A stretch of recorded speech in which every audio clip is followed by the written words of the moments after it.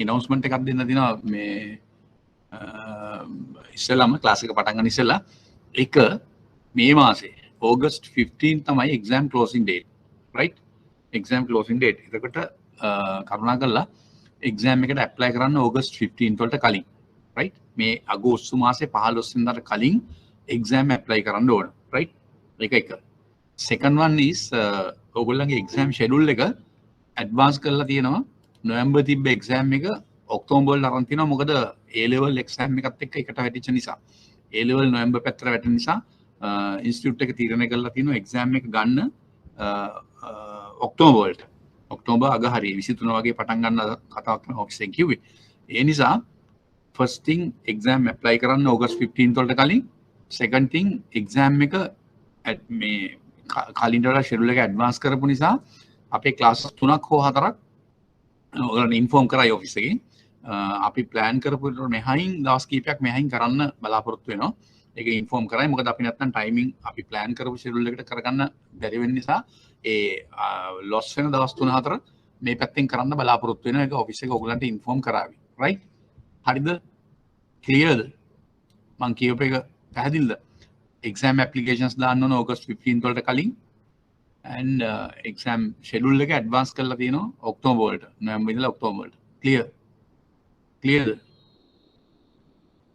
දැන් ඉන්නවා 26ක් විතර ඉන්නවා right clearද response කරන්න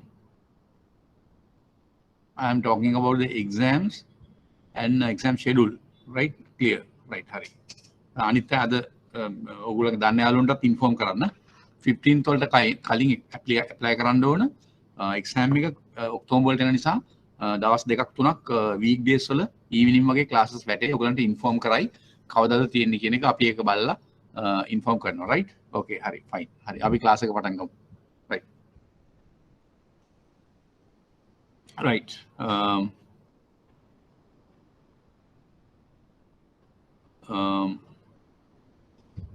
පොඩ්ඩක් එනවද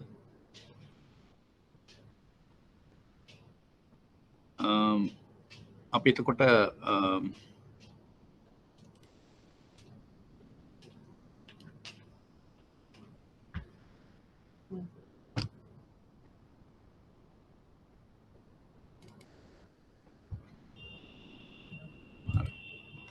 right right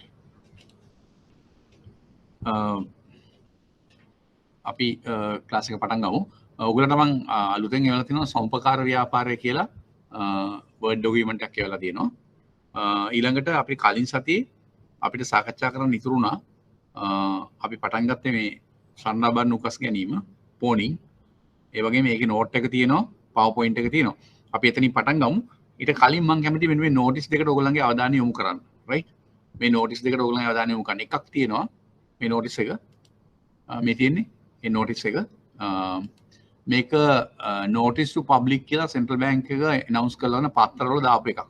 මේක දාලා තියෙන්නේ ගිය අවුරුද්දේ 9 වෙනි මාසේ 30. ඊට පස්සේ සමහර announcement යන්නේ නැති. මම මගේ ළඟ තියෙනවා මම මේ අරගෙන තියාගෙන තිනවා. ඔයගොල්ලෝ බලන්න පත්තරයෙන් බලන්න. මොකද්ද මේ කියන්නේ? licensed finance companies authorized to mobilize deposits from public. ඒ කියන්නේ ජනතාවගෙන් මහ ජනතාවගෙන් තැන්පතු ලබා ගැනීම සඳහා අවසර ලත් authorized license finance company එකෙන් අවසරලත් බලපත්ලාභී මුදල් සමාගම් මොනවද කියන එක මේ නෝටිස් එකේ තියෙනවා right මේක ඕගොල්ලන්ගේ දැනගෙන ඉස්සලා මම එව්වේ මේ වගේ දැන්වීම් කලින් කාලට ශ්‍රී ලංකා මහා බැංකුව පුවත්පත්වල පළ කරනවා දෙමළ මාධ්‍යෙන් සිංහල මාධ්‍යෙන් සහ ඉංග්‍රීසි මාධ්‍යෙන් මාධ්‍ය තුනෙන්ම සිංහල දෙමළ ඉංග්‍රීසි එනිසා තමන්ගේ විභාග මාධ්‍ය අනුව හෝ තමන්ට කීවිය හැකි මාධ්‍යකින් දැන්වීම් බලන්න ඒවා යම් දේවල් ඕගොල්ලන්ට ලබා ගන්න පුළුවන් ඔයගොල්ලන්ගේ මේ විෂයට අදාළව. ඒ කියන්නේ මම මේ නෝටිස් එක දැම්මේ. right? අපි බලමු මේ නෝටිස් එක පොඩ්ඩක් කියවලා. එක නෝටිස් එකක් මම කියුවේ මෙන්න මේක. registered finance sorry අනිත් එක. අපි මේක පස්සේ බලමු. මේක. ඔව්. licensed finance companies authorized to mobilize deposits from public. මේක මේ 2029 ඇතිර මීට පස්සෙත් මහ බැංකුවේ දැන්වීම් වල මේක යන්නේ නැති. එතකොට අලුතෙන් සමහර ෆයිනෑන්ස් කම්පැනි ක්ලෝස් කරොත් නැත්නම් ලයිසන්ස් කැන්සල් කරොත් එහෙම නැත්නම් අලුතෙන් ලයිසන්ස් දුන්නොත් ඒවත් ඇතුල් කරලා කලින් කාලට අප්ඩේට්ස් යනවා. දැන් බලන්න මේකේ තියෙනවා Central Bank of Sri Lanka regulates and supervise licensed finance companies. එනේ මෙතන අපි කතා කරන ඉගෙන ගන්න දේවල් පිළිබඳ මේ දැනීම තියෙන්නේ මේ කතා කරන්නේ. ශ්‍රී ලංකා මහා බැංකුව තමයි නියාමනය කරන්නේ අධීක්ෂණය කරන්නේ finance companies in terms of provisions of the Finance Business Act number 42 of 2011. 2011 අංක 42 දරන මුදල් ව්‍යාපාර පනතේ ලැබිච්ච බලතා in terms of provisions of Finance Business Act FBA and direction issued under endeavoring to promote safety and soundness of the overall financial sector. සමස්ත මූල්‍ය අංශයේම ශක්තිමත් භාවය හා සුරක්ෂිත භාවය උදෙසා තමයි මේ දේවල් කරන්නේ. මොනවද? මුදල් ව්‍යාපාර පන්තියෙන් ලැබිච්ච බලතල ප්‍රකාරව ඩිරෙක්ෂන්ස් ඉෂුව කරන්නේ, ඒ වගේම නියාමනය හා අධීක්ෂණය කරන්නේ. ඒ කලින් කාලට අවශ්‍ය කරන විධාන නියෝග පනවන්නේ. අර ලැබිච්ච බලය ප්‍රකාරව. ඒකේ අරමුණ මොකක්ද? Safety and soundness of the overall financial sector. However, regulation and supervision of the CBSL doesn't necessarily prevent the failure of any financial institution, including licensed finance companies. ඕනම මූල්‍ය ආයතනයක් බැංකුව වෙන්න පුළුවන්, කල්බත් සමාගම් වෙන්න පුළුවන්, මුදල් සමාගම් වෙන්න පුළුවන්, including licensed finance company ඇතුළුව මුදල් සමාගම්ද ඇතුළුව කිසිම මූල්‍ය ආයතනයක් මේ කඩා වැටීමට ලක් වෙන්නේ නැහැ. නැත්නම් ෆේල් වෙන්නේ නැහැ කියලා එහෙම සහ තහවුරුවක් කරන්නේ නැහැ මේක. අපි රෙගියුලේට් කරා කියලා නියාමනය කරා. ඒකත් මේකේ සඳහන් කරලා තිනවා මහ ජනතාවගේ දැන ගැනීම සඳහා. ඒතර ඊළඟ පැරග්‍රාෆ් එකේ මේක සිංහල එකක් යන්නේ නැති මට මේ හම්බුනේ ඉංග්‍රීසි එකයි මම මේ කියන්නේ. CBSL has the power to take different regulatory actions. විවිධ වූ නියාමන ක්‍රියාමාර්ග ගැනීමට බලය තියෙනවා. To LFCs, licensed finance companies, in the event of any non-compliance with prudential requirements. ඒ කියන්නේ අපි පනවලා තියෙන නියාමන අවශ්‍යතාවයන්ට comply වෙන්නේ නැත්නම්, ඒ කියන්නේ අනුකූල වෙන්නේ නැත්නම් යම් ආකාරයේ regulatory actions නියාමන ක්‍රියාමාර්ග ගන්න බලය තියෙනවා මහා බැංකුවට. The management of LFCs, licensed finance companies, has the ultimate responsibility to operate them. ඒ කියන්නේ ඇත්ත වශයෙන්ම එහෙම බලයක් මහා බැංකුවට තිබුණට මේ නිවේදනය කියන්නේ ඒකයි. Management of licensed finance companies, ඒ කියන්නේ කළමනාකරණය, මුදල් සමාගම් වල කළමනාකරණයට responsibility එක තියෙනවා to operate them. ඒගොල්ලෝ මෙහෙවන්න in a safe and sound manner. සුරක්ෂිත හා ශක්තිමත් ආකාරයෙන් මෙහෙවන්න. While complying with regulatory and supervisory requirement of CBSL. ඒ කියන්නේ මහා බැංකුව විසින් නිකුත් කරන ලද නියාමන හා අධීක්ෂණ අවස්ථාවන්ට අනුකූල වෙමින් comply වෙමින් වැඩ කරන ගමන් ඒගොල්ලන්ගේ සුරක්ෂිතභාවය හා ශක්තිමත්භාවය පවත්වා ගැනීමේ වගකීම පැවරෙන්නේ නැත් වශයෙන්ම මුදල් සමාගම් වල කළමනාකාරීත්වයට. මේක නිකන් සටහනක් විදිහට උනත් ඕගලන්ට වටිනවා මේකේ සම්පූර්ණ මේ කතන්දරේ මේකේ කියලා තියෙනවා. right? ඊළඟට CBSL doesn't have legal authority to guarantee deposits of LFCs. ඒ කියන්නේ මුදල් සමාගම් වල තියෙන තැන්පතු සඳහා ගරන්ටි එකක්, සුරකුමක්, සුරක්ෂිත භාවයක් එහෙම දෙන්න එහෙම මේ ඔතොරිටි එකක්, නීත්‍යානුකූල මේ ඔතොරිටි එකක් ශ්‍රී ලංකා මහා බැංකුවට නැහැ කියන එකයි මේ. All licensed finance companies, සියලුම මුදල් සමාගම් are required to ensure their deposit liabilities. ඒගොල්ලන්ගේ තැන්පත් වගකීම් සම්බන්ධව ඒගොල්ලෝ වගකීමට බැඳෙනවා. With the Sri Lanka Deposit Insurance and Liquidity Support Scheme. ඒ කියන්නේ ඒගොල්ලෝ තහවුරු වෙන්න ඕන, තහවුරු කරන්න ඕන සියලුම මුදල් සමාගම් මෙන්න මේ කියන deposit liability මූල්‍ය මේ තැන්පත් වගකීම with Sri Lanka Deposit Insurance and Liquidity Support Scheme. මෙන්න මේක වැදගත්. Sri Lanka Deposit Insurance and Liquidity Support Scheme established by the CBSL. මේකත් අපි වෙනම සටහනක් තියෙනවා. තැන්පතු රක්ෂණය කියන්නේ මොකක්ද? ඒකේ අරමුණ මොකක්ද ආදී වශයෙන්. ඒතර මේකට තව මේ දැන්වීම තියෙනවා මේ සියලු මුදල් සමාගම්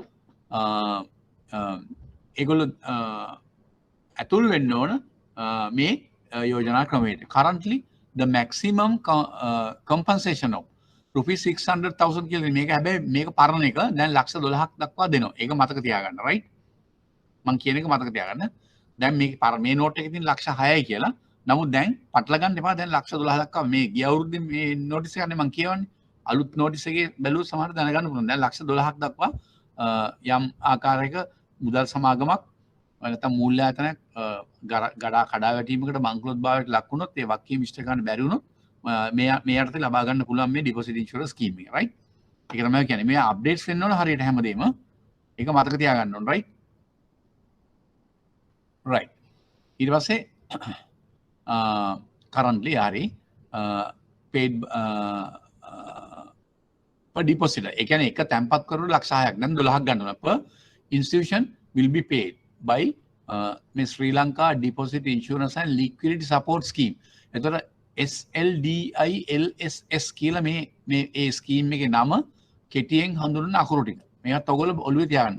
In the event of supervisory cancellation of any LFCs. ඒ කියන්නේ මොනවා හරි suspension no cancellation. Sorry, suspension no cancellation. ඒ කියන්නේ මොනවා හරි ඒගොල්ලන්ගේ ව්‍යාපාරයකට අත්විඳීමක් හෝ බලපත්‍රය අහෝසි කිරීමක් වුණොත් ගෙවීම් කරනවා.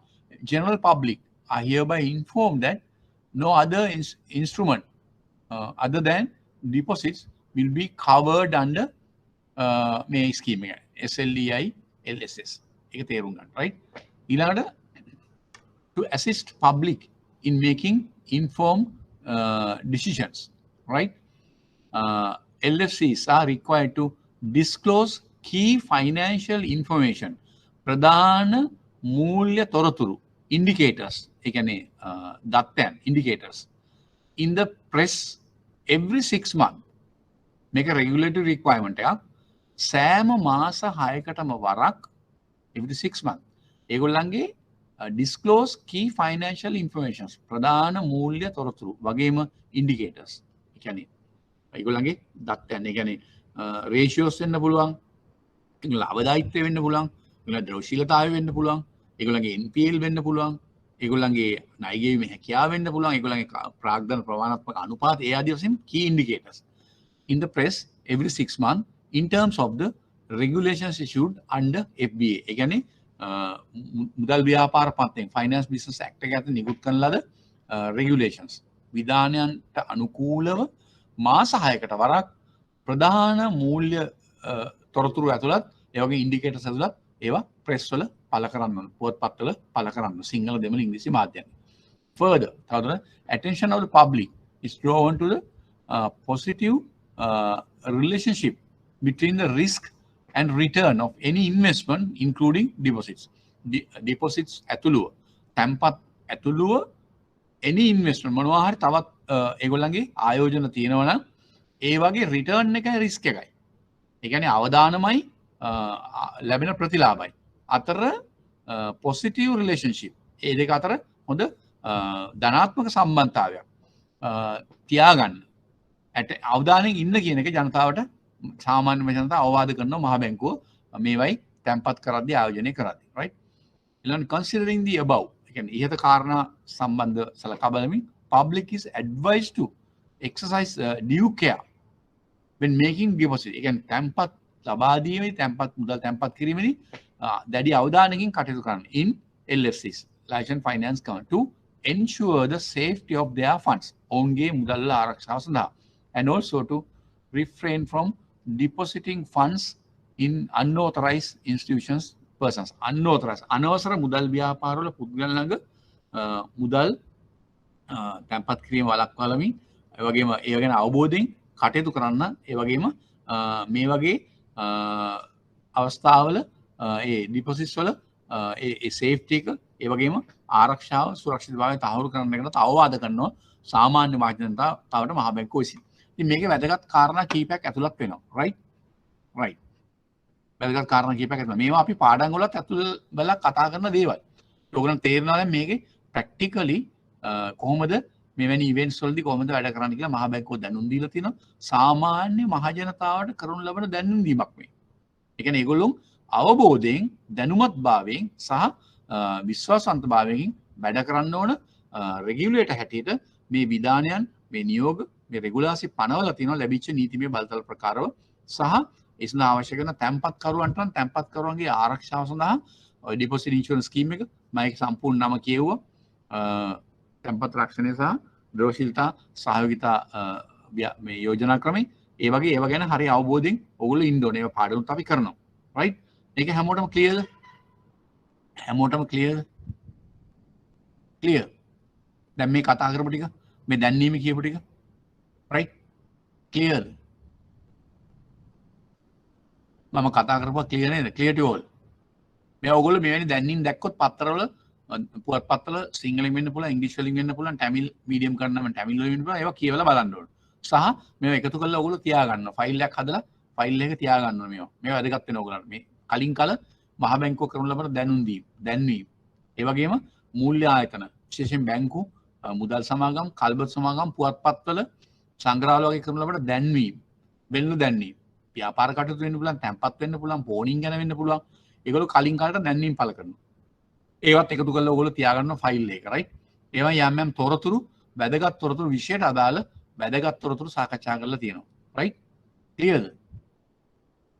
රයිට්. ක්ලියර්. අපි කියනවා ක්ලියර් කියලා. අනිත් අර ක්ලියර් ඇති. රයිට්. හරි. අපි යන් ඊළඟ එකට. දැන් මේ දැන්වීම අපි ඒ ටික කතා කරා රයිට්? රයිට්. ඊට පස්සේ එතන ඒක යට තියෙනවා මේ තියෙනවා ලිස්ට් එක. licensed finance companies in alphabetical order. ඒ කියන්නේ අකාරාදී පිළිවෙල තමයි මේක තියෙන්නේ. රයිට්? එහෙම මොනවද වෙන වර්ගීකරණයක නෙමෙයි. ඒ ඉඳලා පල්ලෙහාට තියෙනවා මේ විදිහට. එතකොට මේ 2020 වෙනකොට මේ විදිහට ෆයිනෑන්ස් කම්පැනි මුදල් සමාගම් 38ක් තිබිලා තියෙනවා. රයිට්?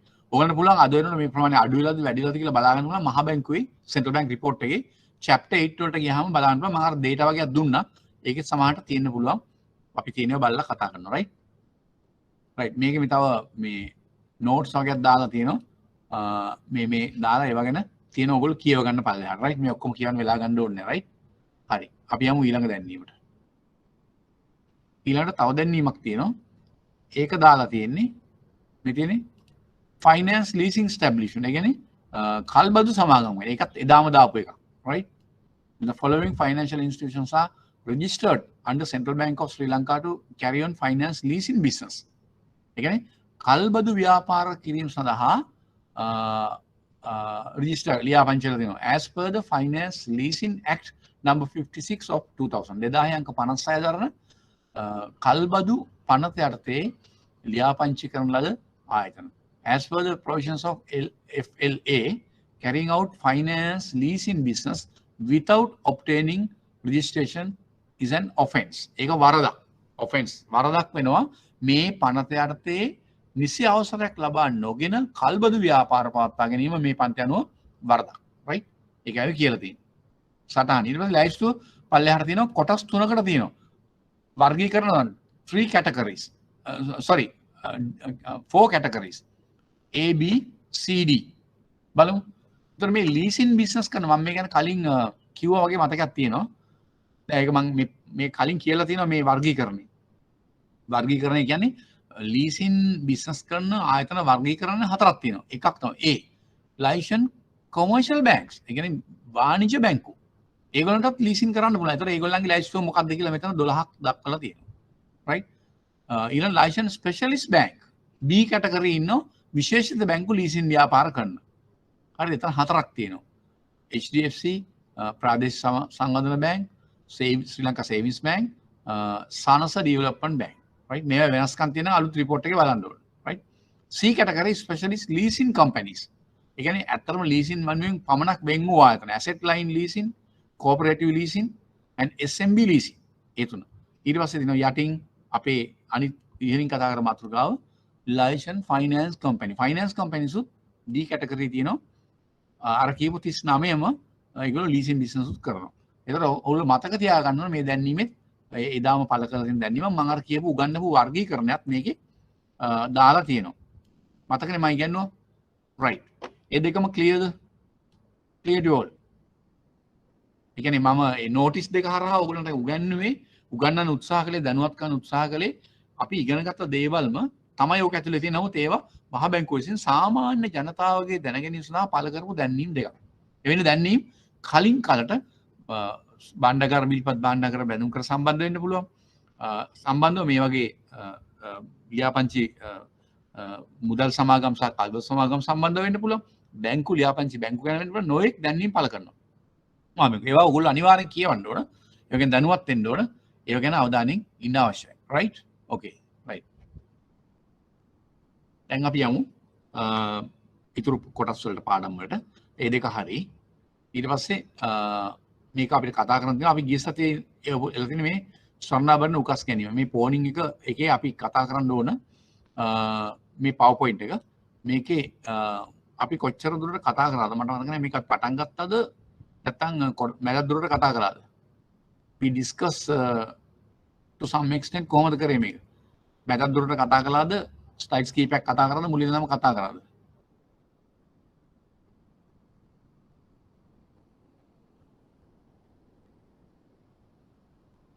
කෙනෙක් කියනවා මොකද්ද සර් පෝනින් වලට අපිට දීලා තියෙන නෝට් එක මදි. පාස් පේපර්ස් බැලුවම නෝට් එක තියෙන ඒවට වඩා දේවල් අහනවා. ඔව් මම දන්නවා ඒක. මම දන්නවා. හරි. ඊළඟ තව ළමයි කියනවා ටිකක් කරා කළා කියලා. හරි කමලා අපි මුලින්ම කරමු. මේ ළමයා කියන්නේ කවුද? අවිෂ්කා නිර්මාණි. right. yes I know that. නමුත් පාඩම් වලදී අපි පාඩම් කරලා පාඩම් අපි සකස් කරලා තියෙන මේකක් තියෙනවා. ඒක අනුව අපි කරන්නේ. ඊටු ටික අපි ප්‍රශ්න සාකච්ඡා කරද්දී කරනවා. ඒකයි මම කියන්නේ. ඒවා එක දවසේ ඔක්කොම කරන්න බෑ. කරන්න වෙලාවකුත් නැහැ. පැය දෙකයි අපි දවසකට තියෙන්නේ. අනිත් ඒවා අපි අදාළ අවස්ථාවේදී පාඩම් ටික ඉවර කළා අපි පාස් පේපර්ස් කතා කරනවා. කතා කරනකොට ඒ දේවලුත් අපි සාකච්ඡා කරනවා. ඒකයි මම ඔයගලන්ට කියන්නේ. මම මුලින් ඉඳලම කිව්ව එකනේ. දිගටම පාඩම් එක්ක ඔන්ලයින් අපි ක්ලාසස් ගන්න ඒවා රැඳිලා ඉන්න ඕගොල්ලෝ මේ ඩිස්කෂන්ස් එකේ ඉන්න. එතකොට ඉඳලා ඒ අදහස් අවබෝධය ලබා ගන්න. අපි දන්නවා මේ සමහර ප්‍රශ්න ඇවිල්ලා තිනවා. මම ඒකයි කිව්ව ඔයගලන්ට දැන් ප්‍රශ්න එන මුහුණුවරන්ගේ යම් වෙනසක් දකිනවා අපි. මුල්ම කාලේ විභාගේ පටන් මේ සිලබස් එකකින් 2014 පටන් ගන්න කාලෙට වැඩිය අද වෙනකොට ප්‍රශ්න ඇසීමේ මුහුණුවරේ යම් වෙනසක් තියෙනවා. සමහර ඩොකියුමන්ට්ස් ගැන අහනවා. ලයිස්තු ගත කරන්න කියලා ඩොකියුමන්ට්ස් මේවට ඉදිරිපත් කරන ලියවිලි මොනවද? ඉතින් ඒවත් අපි පුළුවන් තරම් උත්සාහ කරනවා දැන් ඇතුල් කරලා ඒවා ගැන සාකච්ඡා කරන්න. ඒ වගේ දැන් පෝනින් වලත් සමහර දේවල් කතා කරලා තියෙනවා. අපි මේ පාඩම් වල කතා කරන්නේ නැති ඒවා. ඉතින් හිතන්න එපා මේ විභාගයට අහන දේවල් හැම එකම මේ උපයෝග කරන පාඩම් ලේස්ති කරන්න කියලා. නමුත් අපි මූලික පෝනින් ගැන මූලික දැනුම දීලා ඊට පස්සේ අනිත් in addition to that අනිත් ඒවා අපි questions එක කතා කරනවා. ඒ නිසා දිගටම අපිත් එක රැඳිලා ඉන්න. right. හරි. right. අපි යමු පෝනින් PowerPoint එකට යන්න. right. මෙතන අපි මෙතන තමයි පළවෙනි slide එක රන් බාණ්ඩ උකසට හෝ අත්තිකාරම් ලබා දීම ඔඩපණය. මේකට කියනවා pledge කියලා. අඳුනන බැංකර්ස්ලා මෙතන ඉන්න දන්නවා. right. බැංකර්ස්ලා දන්නවා. බාණ්ඩ භාරය නැහිමියට ලබා දෙනවා. ඒ කියන්නේ බාණ්ඩේ භාරකාරත්වය පමණයි ණයදෙන පුද්ගලයා ලබා දෙන්නේ. එහි පරිහරණය ඔහුට හිමි වෙන්නේ නැහැ. ඒවා පරිහරණය කරන්න බෑ. ඒවා අපි සාමාන්‍ය දන්න දේවල්. විශේෂයෙන් බැංකර්ස්ලා දන්නවා මෙතන ඉන්න. නමුත් නන් බැංකර්ස්ලා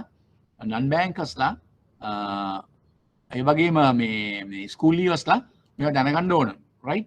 නන් බැංකර්ස්ලා ස්කූල් ලීවර්ස්ලා නේ නිසා මම මේවා සමහර බැංකර්ස්ලා හිතනවා අයියෝ මොනවද මේ අපි දන්නවනේ මේවා කියලා. නමුත් ඒ වුණාට අනිත් හැමෝම අපි එක මට්ටමින් අරන් යන්න නිසා සමහර දේවල් මම ටිකක් ඉන් ඩීටේල් සමහර දේවල් කතා කරනවා. අනිත් ළමයිත් ඉන්නවා. ස්කූල් ලීවර්ස්ලාත් ඉන්නවා. නන් බැංකර්ස්ලාත් ඉන්නවා. බැංකර්ස්ලාත් ඉන්නවා. හැමෝටම ගැලපෙන ආකාරයට අපි කරන්නේ. right. හරි. එතකොට මේ විදිහට. ඒතර බාණ්ඩේ අයිතිය ණයකරු විතර නෙවෙයි. ඒ කියන්නේ හිමිකම තියෙන ඇත්තටම ණයක මේ බාණ්ඩේ අයිතිය තියෙන ණයකරු විතර. right. right. ඊට පස්සේ අත්තිකාරම් හා පොලිය ගෙවීමෙන් පසුව බාණ්ඩ භෞතිකව ණයකරු වෙත බාර දීමට ණය හිමි බැඳෙන. මේක පොලිය ගෙවුවම ගත්ත මුදලත් එක්ක ආපහු බඩු බාර දෙන්න බැඳලා ඉන්න. ඕක තමයි මූලිකම ඔපරේෂනල් මෙකනිසම් එක මේවා වෙන්නේ. මේක එන මූලික ෆ්‍රේම්වර්ක් එක. පෝනින් වල වෙන්නේ ওই ටික. right. ඊට පස්සේ උකස් ගන්න විසින් බාණ්ඩ බාර ගන්න බාණ්ඩය බාරගත් ආකාරයෙන් උකස්කරුට බාර දීමට නීත්‍යානුකූලව බැඳලා ඉන්නවා. ඒ බාණ්ඩයක් බාරගත්තොත් ඒ ආකාරයෙන්ම සුරක්ෂිතව ඒ බාණ්ඩේ නැවත බාර දෙන්න යා බැඳලා ඉන්නවා. ණය ලබා දෙන පුද්ගලයා. 42 අංක 13 දරන පෝන් බ්‍රෝකර්ස් ඕඩිනන්ස්. මේකට බලපාන නීතිය තමයි මේ නිදහස් හම්බෙන්න පෙර පනවන ලද මේ ආඥා පනත. 2042 අංක 13. ශ්‍රී ලංකා මහා බැංකුවේ මෙහෙයුම් උපදෙස්. අත වශයෙන්ම මම ඉදත් කිව්වා මහා බැංකුවේ මෙහෙයුම් උපදෙස් කියන්නේ අපි බැංකුව වලට මේකට මෙහෙයුම් උපදෙස් නිකුත් කරලා තියෙනවා. නමුත් මුදල් සමාගමුත් පෝනින් කරනවා. ලීසින් කම්පැනිස් කරනවා සමහරලාට සොරි මේ ලීසින් බිස්නස් කරන ගමන් අනිත් ආයතනත් කරනවා.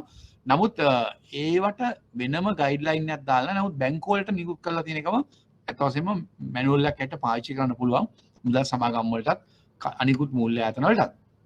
කොහොමුණත් මහ බැංකුවේ මෙහි උපදෙස් වල ඇත්තටම තියෙන්නේ කොහොමද මේ රන් බාණ්ඩ උකස් දීමේදී ක්‍රියා කරන්න ඕන ආකාරය. කොහොමද ඒවා මෙහෙයුම් කරද්දී සාමාන්‍ය කාර්යාල වේලාවන් තුලදී ඒ කටයුතු කරන්න ඕන බව, ඒකට රිසිට් පතක් ලබා දිය යුතු බව, ඒ සඳහා නීති අනුකූල ආකාරයෙන් ක්‍රියා කරන්න ඕන බව, එය සුරක්ෂිත තබාගත යුතු බව, ආරක්ෂා කළ යුතු බව ආදී වශයෙන් මේ මූලික කාරණා ටික තමයි ඒවයි කියලා තියෙන්නේ. වෙන විශේෂ දෙයක් කියලා නැහැ. නමුත් මේක බලපවත්වන නීතිය තියෙන්නේ ඇත්තටම 42 sorry අංක 13 දරන ෆෝන් බ්‍රෝකර්ස් ඔඩිනන්ස් එකේ. right? ඒක ඕගොල්ලෝ තේරුම් ගන්න අවශ්‍යයි. ඒ වගේම ස්වර්ණාභරණ තැනීම පිළිබඳ කටයුතු වල නීති අනුකූලභාවය. මැණික්කා ස්වර්ණාභරණ අධිකාරී 93 අංක 50 දරන ජාතික මැණික්කා ස්වර්ණාභරණ අධිකාරී පන්ති අර්ථයෙන් නිකුත් කර ඇති ඔන්න ඔය කියන ගැසට් නිවේදනය අනුව අදාළ බලාත්මක වෙනවා. right. ඊළඟට රන්වල ප්‍රමිතිය බලන්නේ මේ කැරට් 24 ඉඳලා කැරට් 9 දක්වා මේ අතර රේන්ජ් එකේ. right? ඒ රේන්ජ් එකේ බලන්න. අත්තිකාරම් තීරණය කිරීමේදී ඒ කියන්නේ මේ මූල්‍ය ආයතනයක් බැංකුවක් වෙන්න පුළුවන්, ශිෂ්‍ය බැංකුවක් වෙන්න පුළුවන්, මුදල් සමාගමක් වෙන්න පුළුවන්. ඒ අය රන් බාණ්ඩ උකස් ගැනීමේදී අත්තිකාරම් තීරණය කිරීමේදී ඇඩ්වාන්ස් එක දෙන ප්‍රමාණය පාසනාන් කරුණු කෙරේ අවධානය යොමු වෙන්න ඕන. අත්තිකාරම් තීරණය කරලා කොහොමද? රන් වල පිරිසිදුභාවය. කියන්නේ රන් වල පිරිසිදුභාවය. ඔය අර කියපු රේන්ජ් එකේ. කැරට් 24 හා 9 අතර රේන්ජ් එක තියෙනවා. බාණ්ඩයට වෙළඳ පොලේ තිබිය හැකි මිල. කියන මාකට් ප්‍රයිස් එක. gold prices. දැන් මේ දවස්වල නම් gold prices වැඩි. උකස් කිරීමට ඇති නීත්‍යානුකූල අයිතිය. ඒ කියන්නේ උකසක් කරන්න නීත්‍යානුකූලව අයිතියක් තියෙනවනේ උකස් කරන පුද්ගලයාට. එයාගේ බාණ්ඩ වෙන්න ඕන. උකස් බේරා ගැනීමට ඇති හැකියාව. ඔන්න කියන අන්තිම කාරණා දෙක. දැන් අපි දන්නවා රන් වල පිරිසුදුභාවයක් තියෙන එක චෙක් කරලා බලනවා. බාණ්ඩයට වෙළඳ පොලේ තිබිය හැකි මිල. ඒකත් අපිට මාකට් ප්‍රයිසස් වලින් ඉන්ටර්නැෂනල් ප්‍රයිස් එක මේ ලෝකල් ප්‍රයිස් එක එහෙම බලන්න පුළුවන්. ඒක අනිවාර්යෙන් ෆෝනින් කරනකොට මේ මූල්‍ය ආයතන විසින් දැනගන්න ඕන කාරණා අවබෝධයක් තියෙන්න ඕන කාරණා. නමුත් උකස් කිරීමට ඇති නීත්‍යානුකූල අයිතිය, උකස් බේරා ගැනීමට ඇති හැකියාව, මෙන්න මේ කාරණා දෙක සම්බන්ධව කොහොමද අදහසක් ඇති කරන්නේ බැංකුකරු හෝ මුදල් සමාගම? right? කොහොමද මේ දෙක ගැන අදහසක් ඇති කරන්නේ? නැවත උකස් කරපු බාණ්ඩයක් නැවත බේරා ගැනීමට ඇති හැකියාව, ඒ වගේම බාණ්ඩවල නීත්‍යානුකූල අයිතිය. දැන් යම්කිසි පුද්ගලෙක් ඒ මනුස්සයාගේ නෙමෙන්න පුළුවන්. එයා හොරාගත් එකක් වෙන්න පුළුවන්, පාර දිවිලා ඉඳගත් එකක් වෙන්න පුළුවන්. එහෙම නැත්නම් වෙනත් විදියකින් වෙනත් ආකාරයෙන් එයාට හම්බෙච්ච එකක් වෙන්න පුළුවන්. ඉතින් ඒකෙන් ඔප්පු වෙන්නේ නැහැ. ඒ යම්කිසි පුද්ගලයෙක් රන් භාණ්ඩයක් අරගෙන මුදල් ලබා ගැනීම අදහසින් තමන්ගේ නැෂනල් ID කාඩ් එකක් අරගෙන බැංකුවට ආපමණින් මේක මෙයාගේම කියලා. ඒතර එහෙම කියලා අපිට මූල්‍ය ආයතනට මේක එයා කියන්නේ නැහැ නේ කවදාවත් මගේ නෙමෙයි කියලා මේක. එයා කියන්නේ මගේ කියලා තමයි. නමුත් මේකට අනුගමනය කරන්න පියවර කීපයක් තියෙනවා. බැංකස්ලා. මෙතන ඉන්න බැංකස්ලා. ඕනින් ගැන අවබෝධයක් ඇති. මෙතන බැංකස්ලා මට කියන්න බලන්න. දැන් ඉන්නෝ 34ක්. අද ලොග් වෙලා ඉන්නෝ 34ක්. ජොයින් වෙලා. කියන්නේ කොහොමද මේ කාරණා දෙක සම්බන්ධ බැංකුවක් නැත්නම් මුදල් සමාගමක් වැඩ කරන්න කියලා. මේ මෙතන රිස්ක් එකක් තියෙනවා. මෙතන මේ කාරණා දෙකේම අවදානමක් නෙදී නැත්තරම. මේ කාරණා දෙකේම උකස් කියන නීත්‍යානුකූල අයිතිය. යම් කිසි විදිහක අයිති නැති කෙනෙක් හොරකම් කරපු කෙනෙක් හොරාට ගත්ත කෙනෙක් නීත්‍යානුකූල අයිතියක් නැති කෙනෙක් ගෙනල්ලා ෆෝනින් එකක් මේ මුදල් අතිකාරම ලබා ගත්තා. එතන රිස්ක් එකක් තියෙනවා. සමහරට මේ හොරකම සම්බන්ධ නීතිය ක්‍රියාත්මක කරන ආයතන පොලිසියට වගේ දැනුවත් වෙලා මෙයා හොරා අහුවෙලා ඇවිල්ලා මූල්‍ය ආයතනට ඇවිල්ලා බැංකුවට ඇවිල්ලා මේක අඳුරගත්තොත් අයිතිකාරය ඒ බඩු පිළිවෙල අයිතිවාසිකමක් බැංකුවට ලැබෙන්නේ නැහැ. ඒ පුද්ගලයාට අයිති නැති නිසා. ඒක ලොකු රිස්ක් එකක් තියෙනවා. අවදානමක්. ඒ වගේම උකස් බේරා ගැනීම නැති හැකියාව. එතනත් අවදානමක් තියෙනවා. ඒකේ තව දානවා. මොකද සමහරු රන් මිල පහළ ගියාම වැඩි අත්තිකාරමක් ගත්තම ඊට පස්සේ හිතනවා ආයෙ ඇවිල්ලා බේර ගන්න ඕනේ නැහැ කියලා. ඔන්න ඔය නිසා ඔය අවසන් කාරණා දෙක සම්බන්ධව අනිත් දෙක වැදගත්. මූල්‍ය ආයතන පැත්තෙන් රිස්ක් එකක් තියෙනවා. මේ රිස්ක් එක අවම කරන්න පුළුවන් ක්‍රියාව. ඒවා අපි නෝට් එකේ කතා කරලා නැහැ. මම මේ වගේ සාකච්ඡා කරද්දී ඔයගොල්ලෝ එක ඒවා අදහස් ඉදිරිපත් කරනවා. කියන්න බලන්න කොහොමද මේ වගේ අවස්ථාවක අවදානම අඩු කරගන්නේ කියලා. බැංකර්ස්ලා ඉන්නවා වෙනවා. බැංකර්ස්ලාට කියන්න පුළුවන්ද? කොහොමද අවදානම අඩු කරගන්නේ? කාටද briefly කියන්න පුළුවන්? How to reduce this risk? How to minimize this risk?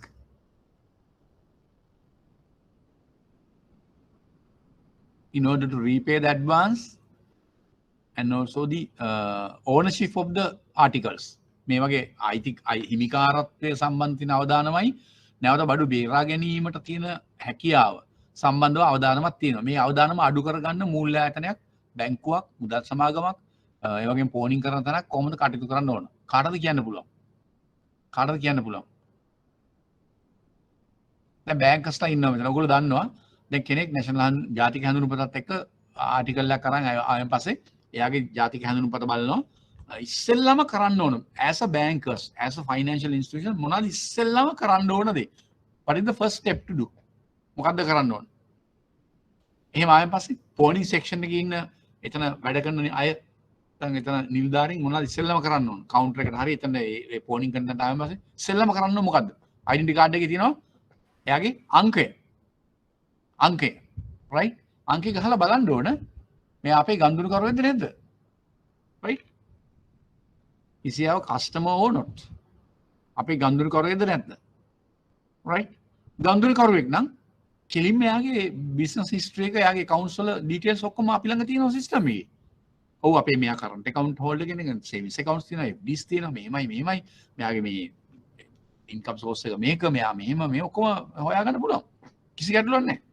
අපි හිතමු කෙනෙක් ලක්ෂ 25ක 30ක රන් බාන්න කියලා කියනවා මට හදිසි සල්ලි අවශ්‍යතාවයි මට ඉක්මනට මේකට ඇඩ්වාන්ස් එකක් ගන්න ඕනේ. එහෙම ඇත්ත වශයෙන්ම අවශ්‍යතාවය එනවා මිනිස්සුන්ට.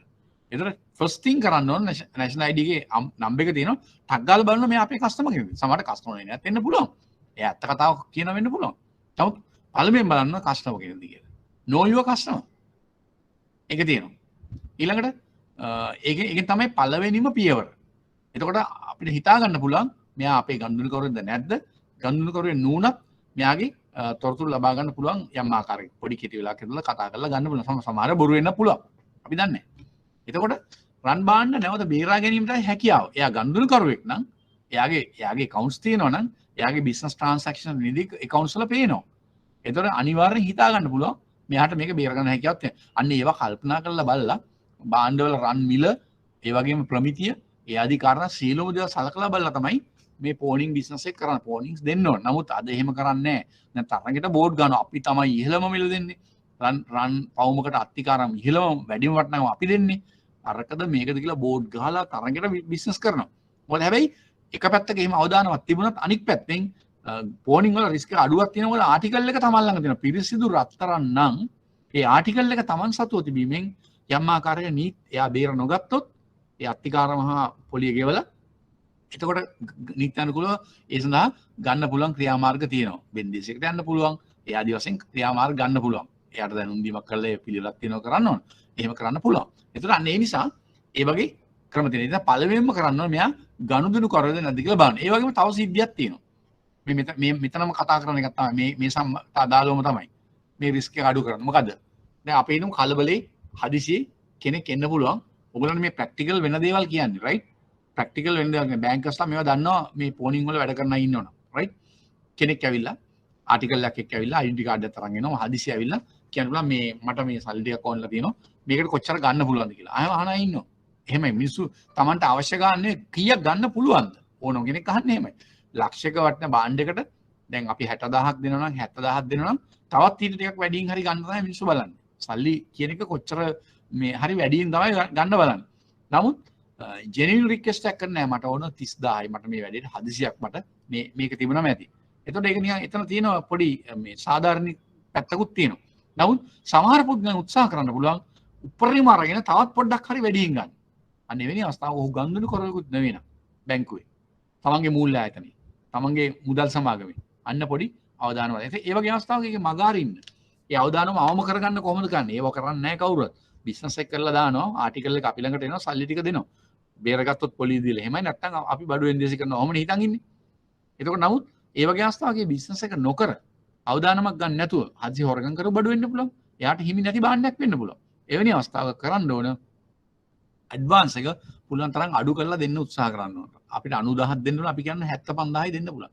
දැන් 70000යි දෙන්න. ඒතර මෙයා ඇත්තටම සල්ලි උපරිම අරගන්න ඇත්තටම ජෙනිවින්ලිම මේ අවශ්‍යතාවයට ගන්න නෙවෙයි කියන මේ කාරණා ටක් ගාලා වෙන තැනකට යනවා.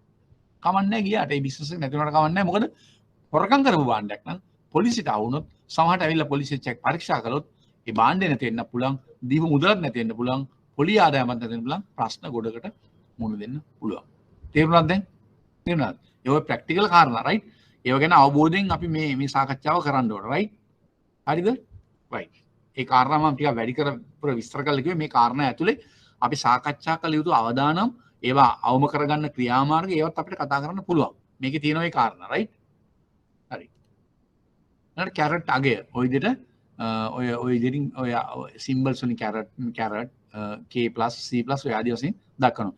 සීර්ෂයෙන් ඊට ආසන්න පිරිසුදුභාවකින් සහිත රන් කැරට් 24 තමයි ඒකේ උපරිම පිරිසුදුභාවය. පිරිසුදු රත්රන් වල ඝනත්වය මේක නියත වශයෙන්ම තියෙන ඝනත්වය 19.3 right ඝනත්වය. ඝනත්වය අනුව ඒකක පරිමාවක බර තමයි ඝනත්වය. ලෙස හැඳින්විය හැකියි right.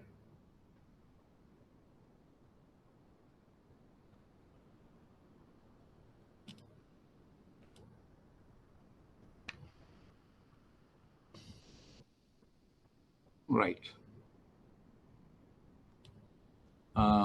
අපි යන් ඉස්සරහට. අන්න ජලය ඝන සෙන්ටිමීටර එක බර මෙච්චර ආදී වශයෙන් විස්තර මම කියවන්න ඕනේ නැහැ ඔක්කොම. ඔක පේනවා ඔයගලන්ට. ඒතර රත්රන් ඝන සෙන්ටිමීටර එක බර ග්‍රෑම් අන්න එකයි. ඝන සෙන්ටිමීටරයක් වුණාම රත්රන් නම් බර තියෙනවා 19.32. අනිත් හැම එකකම බැලුවම ඔයගලන්ට පේනවා මෙතන. ඒ වගේ හැම එකකම ජලය නම් ඝන සෙන්ටිමීටර එක බර කොච්චරද? EM නම් කොච්චර? රසදිය කොච්චර? ආදී වශයෙන් ඒක බලා ගන්න ඕනේ just for your information right. රත්රන් ඝනත්වය සහ කැරට් සම්බන්ධතාවය. රන් ඝනත්වය කැරට් සම්බන්ධතාවය ඊළඟ මේ ටේබල් එකේ පෙන්නන්නේ. ඝනත්ව පරාසය. right? මේ පරාසය පෙන්නන්නේ කැරට් 24 නම් ඝනත්ව පරාසය මේ විදිහට තියෙනවා. එතකොට ඒකේ රත්රන් වල පවිත්‍රත් අනුපාතය 100%ක්ම රන්. නමුත් කැරට් 24න් ස්වර්ණාභරණ හදන්න බෑ. ඒ නිසා ඒකට යම් ප්‍රමාණයක් වාස්තු කරලා ඒ ඝනත්වය ඒ කැරට් වල අනුපාතය අඩු කරලා, කියන්නේ ඝනත්වය යම් ප්‍රමාණයකින් මේව කරලා වෙනස් කරලා අනිත් ටික වාත් වලින් ගන්න. එහෙම තමයි බඩු හදන්නේ. රයිට්. එතකොට මේ මෙන්න බලන්න ඊළඟ පරාසය 17.4 5 18 ඒක කැරට් 22. එතකොට ඒකේ රන් අනුපාතය 91.6ක්ම රන්. ඒ ආදී වශයෙන් කැරට් 15ට යනකොට මෙහෙම 10 වගේ තත්ත්වයට යනකොට මෙන්න මේ වගේ බරක් තමයි තියෙන්නේ. රත්රන් පවිත්‍ර රත්රන් ප්‍රමාණය මේ ආදී වශයෙන් තියෙන්නේ. රයිට්. percentages right. බලන්න. ඊපස්සේ රන් ඝනත්වය 10ට ගණනක් වශයෙන් ඝනත්වය ප්‍රකාශ කරන 10ට ගණනක්. එනම් 916 anu කැරට් 22. දැන් මේ ටේබල් එක බැලුවොත් 916 මෙතන කැරට් 22. මෙතන 916 834 750 584 400 ඒ ආදී වශයෙන් right. නම් ඒ ආදී වශයෙන් සරලව හිතා ගන්න පුළුවන් right. එහෙම තමයි තියෙන්නේ. එතකොට එනම් 916 anu කැරට් 22. එතකොට 750 anu කැරට් 18. දැන් මේකේ පේනවා. උඩේ බලුවම පේනවා 750 කැරට් 18. ඒ විදිහ තමයි තින් ටේබල් එකේ බලුවම පේනවා. එතකොට ඒ අනුව 10න් අනෙක් කොටස රත්රන් නොවන අනෙක් ලෝහයක් යවත් මාත්තුවක් වෙනවා. ඒ 10 ඉතුරු කොටස වෙන්නේ මාත්තු ප්‍රමාණය. ඒතර කැරට් 22 ගේ රත්රන් භාණ්ඩයක බර 10න් 84ක් මාත්තු වේ. එහෙමනේ 916ක් රන් වෙනකොට ඉතුරු ප්‍රමාණය මාත්තු. ඒතර කැරට් 18 රත්රන් භාණ්ඩයක බර 10න් 250ක් මාත්තු වේ. ආදි වශයෙන් ඔයාලට හදා ගන්න පුළුවන්. ඒක ටේබල් එකේ බලුවම පේනවා. right? නේද? ආගමික සලකුණු සහිත ආභරණ. මෙන්න මේක නම් ප්‍රශ්නයක් අහලා තිබුණා මම දැක්ක පේපර් එක. එක වතාවක් ගෝල් පැත්තෙන් ආව ප්‍රශ්නයක් මෙන්න මේ කොටස අහලා තිබුණා. ආගමික සලකුණු සහිත ආභරණ. ඒ කියන්නේ ක්‍රොස් එක වෙන්න පුළුවන්, ධර්ම චක්‍රය වෙන්න පුළුවන්, වෙනත් ආගමික සලකුණක් වෙන්න පුළුවන් ඒ ආදී වශයෙන්. විශේෂිත ජන කොටසකට පමණක් ආවේනික ආභරණ. සමහර ජන කොටස් වලට ආවේනික ආභරණ තියෙනවා. තනි පුද්ගලයාට පමණක් විශේෂයෙන් නිපදවන ලද ආභරණ. තනි පුද්ගලයාට තමන්ගේට විතරක්ම සමහරට මගුල් මුද්දවල තියෙනවා තමන්ගේ නම සහ වයිෆ්ගේ නමේ අකුරු දාලා ගහපුවා එහෙම තියෙනවා. අන්න ඒ වගේ. තනි පුද්ගලයාට පමණක් විශේෂයෙන් නිපදවන ලද ආභරණ. කල්ලිකුත් වූ මෝස්තරයක් සහිත ආභරණ. ඒ කියන්නේ outdated. සඳහා අඩු ආදායමක් මත අත්තිකාරම් සලකා බැලිය යුතුයි. දැන් දැක්කනේ අත්තිකාරම් ලබා දීමේදී අඩුවෙන් අත්තිකාරම් ලබා දීමට ක්‍රියා කළ හැකි අවස්ථාවන් තමයි ඔය තියෙන්නේ. මෙන්න මේ කාරණා. right? ආගමික සලකුණු සහිත ආභරණ. විශේෂ ජන කොටසකට පමණක් ආවේනික ආභරණ. තනි පුද්ගලයාට පමණක් විශේෂයෙන් නිපදවන ලද ආභරණ. එහෙම කල්ලිකුත් වූ මෝස්තරයක් සහිත ආභරණ. සඳහා අඩු ආදායම මත අත්තිකාරම් සලකා බලන. ඒ වගේ අවස්ථාවල අත්තිකාරම් අඩුවෙන් ලබා දෙන්න ඕනේ. ඒ වගේ වෙළඳපොළ වටිනාකම අඩු නිසා. රයිට්? අඩු නිසා. දැන් උකස් කිරීමට ඇති නීත්‍යානුකූල අයිතිය. ලීගල් ඕනර්ෂිප් එක. සොරාගත් භාණ්ඩයක් හෝ අයිතියක් නොමැති භාණ්ඩයක්. ඒක අපි දන්නවනේ එතකොට. එයාට අයිතියක් නැහැ. අයිතිකරුවන් එකඟතාවයක් නොමැතිව උකස් ගන්නා විටක අයිතිකරුවට භාණ්ඩයේ අයිතිය ලබා ගැනීමට නීත්‍යානුකූල හැකියාවක් ඇත. ඒ කියන්නේ අයිතිකරුවන්ගේ එකඟතාවයක් නොමැතිව උස්සගෙන ආපු එකක් හොරකම් කරපු එකක් හරි වෙනත් කෙනෙක් උකස් කළොත් ඒ අයිතිකරුවට භාණ්ඩයේ අයිතිය ලබා ගැනීමට නීත්‍යානුකූල හැකියාවක් තියෙනවා. ඒ අන්න එක රිස්ක් එක එන්නේ බැංකුවට. රයිට්? අත්තිකාරම් ආපසු අය කළ නොහැකි. ඒ අත්තිකාරමුත් ආපහු අය කරන්න බැරි වෙනවා. භාණ්ඩයේ හිමිකමද නැතිවීමට අවධානම ඔන්න ඔය කාරණා ඔක්කොම අවධානමක් වෙනවා. ඒකයි උතන නීත්‍යානුකූල අයිතිය කියන එක වැදගත් වෙන්නේ ඕක නිසා. නීත්‍යානුකූල අයිතිය කියන එක වැදගත් වෙන්නේ ඔන්න ඔය කාරණා නිසා. එහෙම නුනොත් ඔය පාඩු ඔය ලොසස් ඔක්කොම එන්න පුළුවන් මූල්‍ය ආයතනයට. රයිට්? රයිට්. උකස් බේරාගෙන නැති හැකියාව. උපරිම අත්තිකාරමක් ලබා දීම අවධානමක් වන්නේ ඇයි? ඒ කියන්නේ උපරිම අත්තිකාරම. දැන් මේ දවස්වල තරගෙට අත්තිකාරම් දෙනවා. අපි තමයි වැඩිම දෙන්නේ. රන් මිල මෙච්චරයි. දැන් මෙච්චර ගණක් අපි දෙනවා. එහෙම තියෙනවා. උකස් උපරිම අත්තිකාරමක් ලබා දීම අවධානමක් වන්නේ ඇයි? මොකද්ද හේතුව? එවැනි අවස්ථාවක උපරිම අත්තිකාරමක් ලබා දීම අවධානම වෙන්නේ ඇයි? උදාහරණයක්. ඔයගොල්ලන්ට මතකද පහුගිය ගෝලීය මූල්‍ය අර්බුදේ කාලේ බැංකුවල වැඩ කරන අය නම් සමහරට ඒ කාලේ වැඩ කරන්නත් ඇති, සමහර දන්නවත් ඇති, අහලත් ඇති. අපි ඒ ගැන පාඩමක් වෙනම කරනවා. ගෝලීය මූල්‍ය අර්බුදේ පාඩමක් උගන්න තියෙනවා වෙනම කරන්න ඉදිරියේ. ඒ කාලේ ලෝක වෙළඳපොලේ රන් මිල ගොඩක් වෙලාට පහළ ගියා. රන් මිල පහළ ගියා. ඉතින් ඒ කාලේ දිනපතාම වගේ ඒ කාල සීමාවෙම රන් මිල පහළ ගියා. රයිට්? එවැනි කාලෙක ඊට වඩා ඉහළ මිලක් පවතින අවස්ථාවක අත්තිකාරම් ලබාගත් පුද්ගලයන් තමන්ට හිමි භාණ්ඩය සඳහා වැඩි මිලක් දැන් ලබාගෙන තියෙද්දි දැන් ඒ භාණ්ඩේ රන් මිල වටිනාකම අඩු වෙලා තියෙන අවස්ථාවක ඒ මුදල් ඒ ණය මුදල බේරලා ඒ භාණ්ඩේ බේරාගෙන ආපසු නොපැමිණෙන්න පුළුවන්. එතකොට මොකද වෙන්නේ? නාවොත් එයාගේ හිතනවා මට වැඩක් නැහැ මම ලක්ෂයක භාණ්ඩයට 90000ක් අරන් තිනවා දැන් මේක වටින්නේ 60000යි. මට ඕනේ නැහැ මේක බේර ගන්න. මම දැන්ටම 90000ක් අරන් තිනවා. ඒ නිසා මම යන්නේ මේක බේරන්න. මම පොලි දෙන්නෙත් නැහැ. මිනිහා ඉන්නවා නිකන්. එතකොට බැංකුවට පුළුවන් අර ගිවිසුම අනුව ඒ උකස් කරපු මේක අනුව ඒ නීති අනුකූල තත්ත්වයන් අනුව වෙන්දේසි කරලා ඒ මුදල් ආපසු අය කරන්න පුළුවන්. රන් විකුණලා. එතකොට මොකද වෙන්නේ? භාණ්ඩේ වෙළඳපොළ මිල අඩුයි. අර දීපු මුදල් ලබා ගන්න බෑ. මිල අඩුයි. ඒතර අවදානම. අන්න ඒ නිසා පුළුවන් තරම් උපරිම අත්තිකාරමක් දීමෙන් වැළකී සිටීම තමයි ඊටාම යහපත් වෙන්නේ. මොකද රන් මිල නිතර උච්චාවචන වෙන්න ඉඩකඩ තියෙනවා වෙළඳපොලේ. ලෝක වෙළඳපොලෙත් වගේම දේශීය වෙළඳපොලේ. එතකොට ඒ සඳහා ඔරොත්තු දීම සඳහා ඒ සඳහා මුහුණ දීම සඳහා අඩු අත්තිකාරමක් ලබා දීම හැම අතින්ම උචිත වෙන්න පුළුවන්. රන් මිල ඉහළ යන කාලේ කරන එක ප්‍රශ්නයක් නැහැ. ඒ අවදානම් ගොඩක් ඉන්න රන් මිල පහළ යන කාලවලදී එවැනි අවදානම් ඇති වෙන්න පුළුවන්. ඒක තමයි කියන්නේ. ඒක ඔයගොල්ලෝ තේරුම් ගන්න අවශ්‍යයි.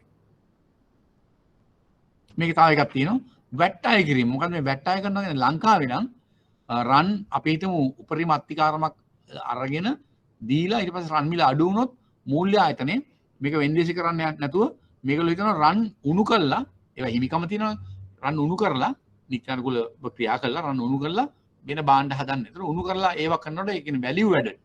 ඒවා ඒ වැලියු ඇඩඩ් වෙනකොට අනිවාර්යෙන් වැට් එකක් ගෙවන්න ඕන. එතකොට ඒකත් බියදමක් වෙනවා මූල්‍ය ආයතන. නියමිත කාලය තුළ බේරා ගැනීමට හැකියාවක් සහ උනන්දුවක් දක්වන්නේ දැයි සැලකිලිමත් වීම අනිවාර්යයි.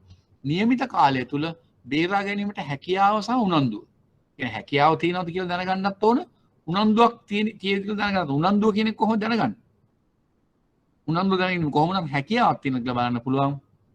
එයා ගිනුම් හිමියෙක් නම්. ඒතර එයා ගිනුම ඔපරේට් කරලා දෙන හැටි හිතා ගන්න පුළුවන් එයාට හැකියාව තියෙනවද නැද්ද කියලා. ඒ කාරණා ඔයගොල්ලෝ හැම වෙලෙම සැලකිල්ලට ගන්න අවශ්‍යයි. රයිට්? අවශ්‍යයි. අපි බලමු ඊළඟට.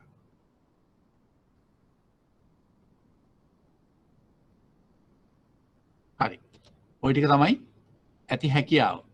ওই ටික තමයි අපි ඔය ප්‍රසන්ටේෂන් එකේ මූලික වශයෙන් කතා කරන්නේ. රයිට්?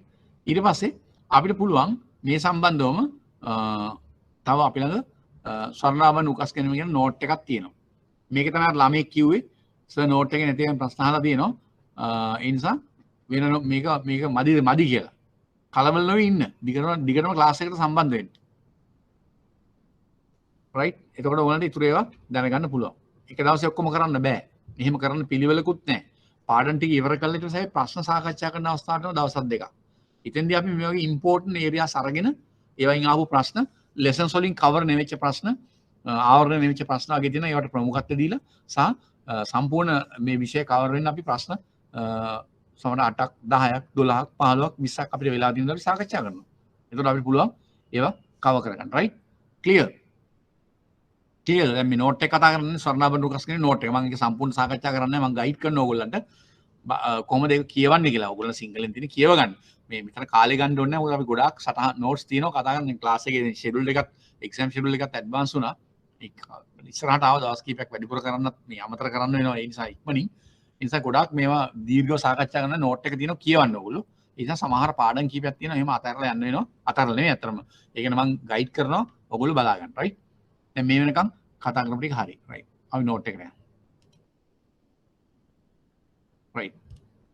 උකස් ගැනීම. මේක සම්බන්ධ මෙතන මේ ආඥා පනත ගැන මේ විස්තර තියෙන්නේ. ඒ හා අනුසාරයෙන් ශ්‍රී ලංකා මහා බැංකුවේ මූල්‍ය මණ්ඩලය විසින් අනුගමනය කරන ලද ශ්‍රී ලංකාවේ වාණිජ්‍ය බැංකු සහ ලියාපදිංචි බැංකු විසින් අනුගමනය කළ මෙහෙයුම් උපදෙස්. මම අර කිව්ව ඔපරේටින් ගයිඩ්ලයින්.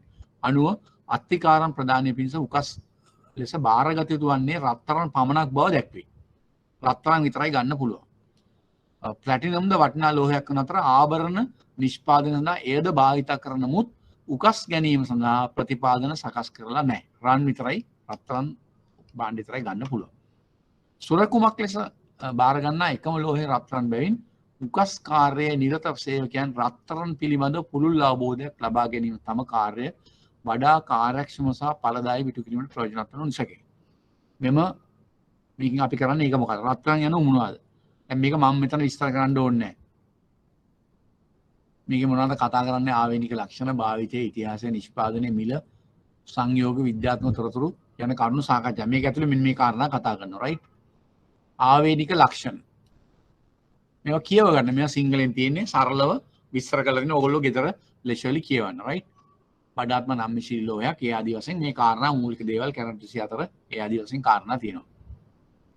මේ විදිහට ඝනත්වයෙන් යුතු ලෝහයක් කියලා තියෙනවා. ඒ කාරණා රත්තරන් භාවිතය. ඒ කියන්නේ මේක කොහොමද මේකේ හිස්ටරි එක කොයි කන්ද පටන් ගත්තේ කොහොමද කින්දවන්ද කියලා ඔක්කොම ටික තියෙනවා මේක. ඒව ඔයගොල්ලෝ කියව ගන්න. ඔයගොල්ලෝ දැනුම් සඳහා මේ ටික තියෙනවා. ඒත් වර්තමානයේ මූල්‍ය හුමාරු සහ කාසි වශයෙන් භාවිතයට නොගැනී කියලා තියෙනවා. ඒක අපි දන්නවා. ස්වර්ණ ආවරණ. මෙතින් ඒව ගැන මේකේ විස්තර කරලා තියෙනවා. රයිට්? වෙනත් යොදා ගැනීම. රත්තරන්. මෙතින් වෙනත් යොදා ගැනීම මොනවද කියලා තියෙනවා. දන්ත වෛද්‍යකට සඳහා වටිනා ඇඳුම් පැළඳුම් වල රත්තරන් ඉතා සීන් කෙඳි වශයෙන් අරගෙන මේකන ඡායාරූපකරණයේදී විද්‍යුත් භාණ්ඩ නිෂ්පාදනයේදී තවත් විවිධ අවස්ථාවල ගන්න රත්තරන් යොදා ගන්නවා. රයිට්? රසායනික සංගණක යොදා ගැනීම. ඒවටත් පාවිච්චි වෙන ඉතිහාසය. රයිට්?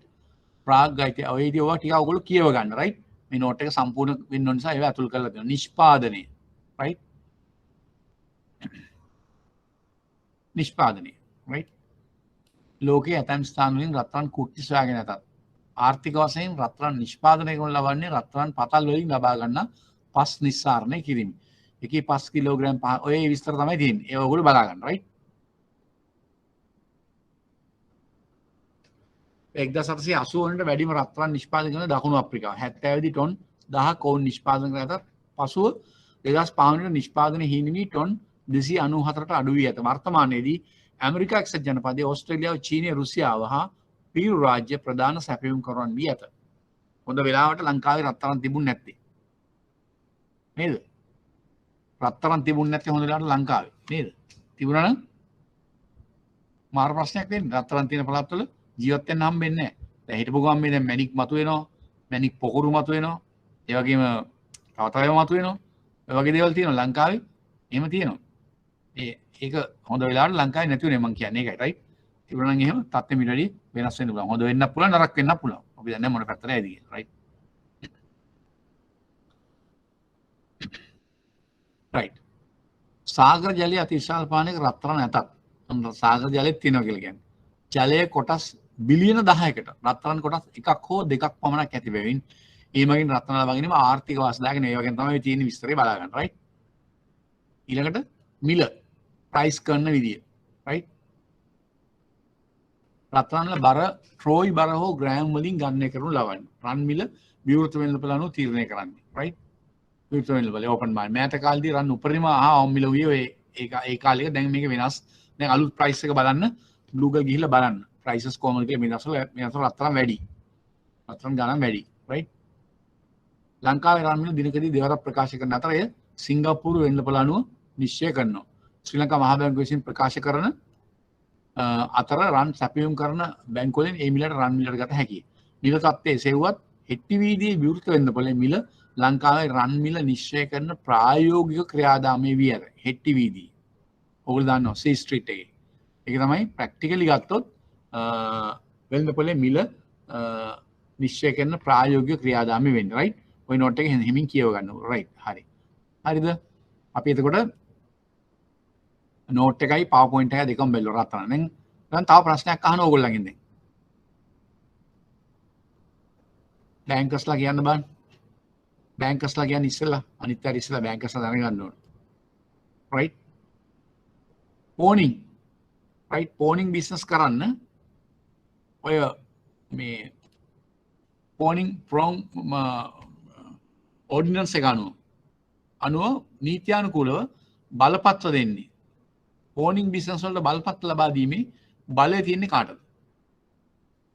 බලය තියෙන එකත් ලකුණු දෙක ප්‍රශ්න එකපාරක් විභාගෙත් අහලා තිබ්බා. කාටද බලය තියෙන්නේ? බැංකර්ස්ලා දැනගන්න ඕනේ. දැන් අපි දන්නවා බැංකින් ලයිසන් දෙන්නේ සෙන්ට්‍රල් බැංක් එක. මේ ෆයිනෑන්ස් කම්පැනි ලීසින් ලයිසන් දෙන්නේ සෙන්ට්‍රල් බැංක්. ඉන්ෂුරන්ස් ලයිසන් එක ගන්න ඉන්ෂුරන්ස් රෙගුලේටරි කමිෂන් එකේ. ස්ටොක් මාකට් එක සම්බන්ධ SEC එකෙන්. right? ඒ වගේ රෙගුලේටර්ස්ලා ඉන්නවනේ. දැන් මෙතෙන්දී pawning business සම්බන්ධව බලපත්‍ර ලබා දීමේ නිත්‍යානුකූල බලය තියෙන්නේ කාගේ අතේද? කවුරු වෙතද? ප්‍රාදේශීය ලේකම්. ඔව් ඒක ළමයි රෙස්පොන්ස් කරා. ප්‍රාදේශීය ලේකම් තමයි බලය තියෙන්නේ. right? pawning business. ඒක ඔයගොල්ලෝ දැනගන්න ඔය ප්‍රශ්නේ එකපාරක් ලකුණු දෙක ප්‍රශ්නෙක විභාගේ ආදක් තිබුණා. right? ප්‍රාදේශීය ලේකම්. ඒ පනතෙන් ලැබිච්ච ඒ ඕඩිනන්ස් එකෙන් ලැබිච්ච බලය ප්‍රකාරව එහෙම තමයි තියෙන්නේ. right? ඒ වගේ තව අර එක ළමෙක් කියලා මේ සමහර නෝට් එකේ සමහර නැති ඒවා අපි කතා කරනවා. ඒ ප්‍රශ්නත් එක්ක අපි ඉදිරියේ කතා කරනවා. right? හරි. එතකොට අපි මේ දෙකම දැන් කතා කරා. right? මේ දැන් ඉන්න දෙකයි. ඊට පස්සේ අපි ඊළඟ නෝට් එකට යන් ශ්‍රී ලංකාවේ සමුපකාර ව්‍යාපාරය. right? මේකත් අපි කතා කරන්න ඕනේ ඉක්මනින් කතා කරන්න ඕනේ මේ නෝට් එක. ශ්‍රී ලංකාවේ සමුපකාර ව්‍යාපාරය. ඕගොල්ලෝ දන්නවා. දැන් මම කිව්වා මතකද ඕගොල්ලන්ට දැන් දවස් 6ක් 7ක් විතර මේ ක්ලාස් එක කරලා තියෙනවා. ක්ලාස් එක ගන්න මුල්ම දවස්වල මම මුල්ම දවසේ දෙවෙනි දවසේ කතා කළා ඕගොල්ලන්ට. කන්සෙප්ට් එකක් කතා කරන්නේ මේ ප්‍රධාන සංකල්ප කීපයක්. මූල්‍ය අතරමැදිකරණය, මූල්‍ය අන්තර්ගතභාවය, මූල්‍ය සාක්ෂරතාවය. එතන මතකද මූල්‍ය අන්තර්ගතභාවය කියන එක මම පැහැදිලි කරා. ෆයිනෑන්ෂල් ඉන්ක්ලූෂන්. මූල්‍ය අන්තර්ගතභාවය. මූල්‍ය අන්තර්ගතභාවය කියන එක මම පැහැදිලි කරලා ඔයගොල්ලන්ට කිව්වා මතක ඇති. සමාජයේ සෑම තරාතිරමකම අයට ගැළපෙන ආකාරයේ මූල්‍ය නිමැවුම් හා සේවාවන් ඉදිරිපත් කරමින් ඔවුන් නීත්‍යානුකූල ලෙස පිළිගත් විධිමත් නීත්‍යානුකූල බැංකු හා මූල්‍ය ක්‍රමයකට ඇතුල් කර ගැනීමෙන් මූල්‍ය අන්තර්ගතභාවය වැඩි දියුණු කරන්න පුළුවන්. සහ ඒකේ වෙන වාසි. මූල්‍ය අන්තර්ගතභාවය වැඩි වුණාම ඒගොල්ලෝ නිෂ්පාදන කාර්යයට සහභාගී වෙනවා. ඒගොල්ලන් සක්‍රීයව දායක වෙනවා. ඒගොල්ලන්ගේ නිෂ්පාදන හැකියාවන් වර්ධනය කරගන්න පුළුවන්. ඔවුන්ගේ මේ මූල්‍ය අවස්ථාන් සම්පූර්ණ වෙනවා. ඔවුන්ගේ තොට GDP එකට දලදේශීය නිෂ්පාදන උන් දායක වෙනවා. ආර්ථිකයට කාර්යභාරයක් ඉෂ්ට කරනවා. යාලි ගොඩාක් කාරණා තියෙනවා. මූල්‍ය අන්තර්ගතභාවය හා බැඳුණු. එතකොට මෙන්න මේ පාඩම සමුපකාර ව්‍යාපාරය කියන පාඩම සහ ග්‍රාමීය බැංකු කියන පාඩම හරහා අන්නේ කියපු මූල්‍ය අන්තර්ගතභාවයේ තම අදාළ කොටසක් තමයි අපි මේ කතා කරන්නේ. මොකද්ද? දැන් මේ සමුපකාර ව්‍යාපාරය හා බැඳලා ඉන්න සමාජිකයන්ට ඔවුන්ගේ මූල්‍ය අවශ්‍යතාවය, ඔවුන්ගේ ණය වෙන්න පුළුවන්, ඔවුන්ගේ තැන්පතු ලබා ගැනීම, ඔවුන්ගේ වෙනත් ආර්ථික කටයුතු වලට දායක වීම සඳහා අවශ්‍ය කරන මූල්‍යමය පහසුකම් ලබා දීමේ ග්‍රාමීය බැංකුව සකසුරම්මා ණයදෙන සමුපකාර සමිති හරහා සිදු වෙනවා. ඒක ඒ ස්තරයන්ට ඒ සමාජයේ ග්‍රාමීය මට්ටමේ වතු ආශ්‍රිතව වතු කරේ වෙන්න පුළුවන්, ග්‍රාමීය වෙන්න පුළුවන්, සම නාගරිකවත් දරිද්‍රතාවයෙන් ඉන්න කොටස් වෙන්න පුළුවන්. ඒ වගේ අයට ඒගොල්ලන්ට ගැළපෙන ආකාරයේ මූල්‍ය නිෂ්පාදන හා සේවාවන් පිරිනමමින් ඔවුන්ට අවශ්‍ය කරන සේවා සැපයීම වෙනවා. එතකොට මූල්‍ය අන්තර්ගතභාවය හරහාත් වැඩි වෙනවා. ඒක මම අර කලින් කියපු සංකල්ප සමහර අවශ්‍ය අවස්ථාවලදී මම සම්බන්ධ කරලා ඔයගලන්ට සාකච්ඡා කරනවා. ඒක තමයි මම කියන්නේ. මට කියන්න ඕන අර මුලින්ම කියපු ඒවා. ඒවා තමයි ඔයගොල්ලන්ට ඔළුවේ තියෙන්න ඕනේ මේ පාඩම් කරන්නේ. දැන් මේවා සම්බන්ධ වෙන්නේ කොහොමද කියන එක. රයිට්? හරි. පාඩමට යමු. සමුපකාර ව්‍යාපාර. මේක දිවෙනවා 1906 දක්වා. පේනවනේ. ශ්‍රී ලංකාවේ සමුපකාර ව්‍යාපාර ඉතිහාසයේ වර්ෂ 1906 දක්වා ඈතට විහිදෙනවා. හරිද? එතකොට ඇත්තටම අවුරුදු 100කට වඩා දීර්ඝ ඉතිහාසයක් තියෙනවා. ඒවකට බ්‍රිතාන්‍ය පාලකයන් විසින් ග්‍රාමීය කෘෂි ආර්ථිකයේ ණය අවශ්‍යතාවයන් සම්පූර්ණ කිරීම. දැක්ක නේද? ඒ කාලේ හැටියට රටේ ආර්ථික හා සමාජ මට්ටම ඔයගලන්ට හිතා ගන්න පුළුවන් නේ. 906 කාලේ මුල් ඒ කාලේ.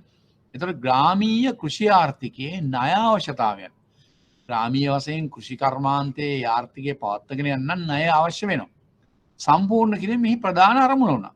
ඒක තමයි ඒ කාලේ මේකේ මූලික 911 අංක 7 දරන සමුපකාර නීති ආඥාපන්න. ඒක තමයි මූලික මුල්ම නීති. පැනවීමත් සමග ලියාපදිංචි සමුපකාර සමිති සංඛ්‍යාව ඉහළ ගිය අතර මෙම නීතිය මගින් සමුපකාර ව්‍යාපාරයට අවශ්‍ය වන මඟ පෙන්වීම සහ නිරීක්ෂණ කටයුතු සිදු කරනු ලැබී. මේ මගින් සමුපකාර ව්‍යාපාරයට අවශ්‍ය වන මඟ පෙන්වීම ගයිඩ් කරන එක සහ නිරීක්ෂණ කටයුතු සිදු කිරීම කරනු ලැබිය. දැන් මේ තව එකක් මම කියන්න ඕනේ මේ නෝට් එක සාකච්ඡා කරනකොට කවුරු ළමෙක් කියන්න පුළුවන් අර ඉස්සෙල් ළමෙක් පෝනින් වලදී කිව්වා වගේ ඉස්සෙල්ලා මේ සමුපකාර ව්‍යාපාරේ වෙනත් ප්‍රශ්නත් අහලා තියෙනවා. මේ නෝට් එක මදි. ඒ නිසා මේකේ සම්පූර්ණ වෙන නෝට් එකක් තව තොරතුරු නැද්ද කියලා අහන්න පුළුවන්. ඒක මම කියන්නේ ඒක මම දොස් කියනවා නෙවෙයි ඔයගොල්ලන්ට. ඒ වගේ ප්‍රායෝගික ගැටලු ඔයගොල්ලන්ට මතුවෙන්න පුළුවන්. ඒකයි මම කිව්වේ ඔයගොල්ලන්ට සමුපකාර ව්‍යාපාර සම්බන්ධයෙන් ඉතා කුඩා ප්‍රශ්න ඇහුවේ. දැන් මෑතක මම දැක්ක සමුපකාර ව්‍යාපාර සම්බන්ධයෙන් තනිකර ලකුණු 20ක ප්‍රශ්නයක් අහලා තිබ්බා. ඒකේ ගොඩාක් සමහර ඒවා ඩොකියුමන්ට්ස් ගැන අහලා තිබ්බා. ඉදිරිපත් කරන ඩොකියුමන්ට්ස් මොනවද? ලියවිලි මොනවද? ඒ වගේ එහෙම ට්‍රෙන්ඩ් එකක් තියෙනවා දැන් ප්‍රශ්න පත්‍රය. අපි ඒවා මේ පාඩම් ඉවර කරලා ක්වෙස්චන් පේපර්ස් කතා කරද්දී ඒව සාකච්ඡා කරනවා. එතකොට මොඩල් ආන්සර්ස් එක තියෙනවා කතා කරන්න පුළුවන්. එතකොට බලා ගන්න පුළුවන්.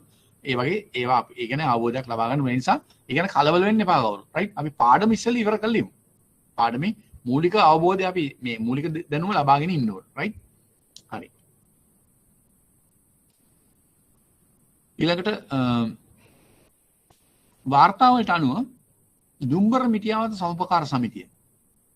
ඉතින් දුම්බර මිටියාව සමුපකාර සමිතිය ශ්‍රී ලංකාවේ ප්‍රථම සමුපකාර සමිතිය වේ. වර්ෂ 1911 සිට 930 දක්වා සමුපකාර සමිති ලේකකාධිකාරීවරයා වශයෙන් රජයේ කෘෂිකර්ම අධ්‍යක්ෂවරයා කටයුතු කරනු ලැබුව අතර ඒ කාලේ මේ කෘෂිකර්මන්තට අවශ්‍ය ණය සම්පාදනය නිසා එයාම තමයි මේ සමුපකාර සමිති ලේකකාධිකාරීවරයා හැටියට වැඩ කරලා තියෙන්නේ. 930 ඔක්තෝබර් 1 වෙනිදා සිට දින ප්‍රථම සමුපකාර දෙපාර්තමේන්තුව බිහි විය. ඒ කාලේ තමයි ඉස්සෙල්ලම ඩිපාර්ට්මන්ට් එක පටන් ගන්න තියෙන්නේ. 45 වර්ෂයේදී මෙම දෙපාර්තමේන්තුව සමුපකාර සංවාදන දෙපාර්තමේන්තුවට නැවත නම් කරනු ලැබිය.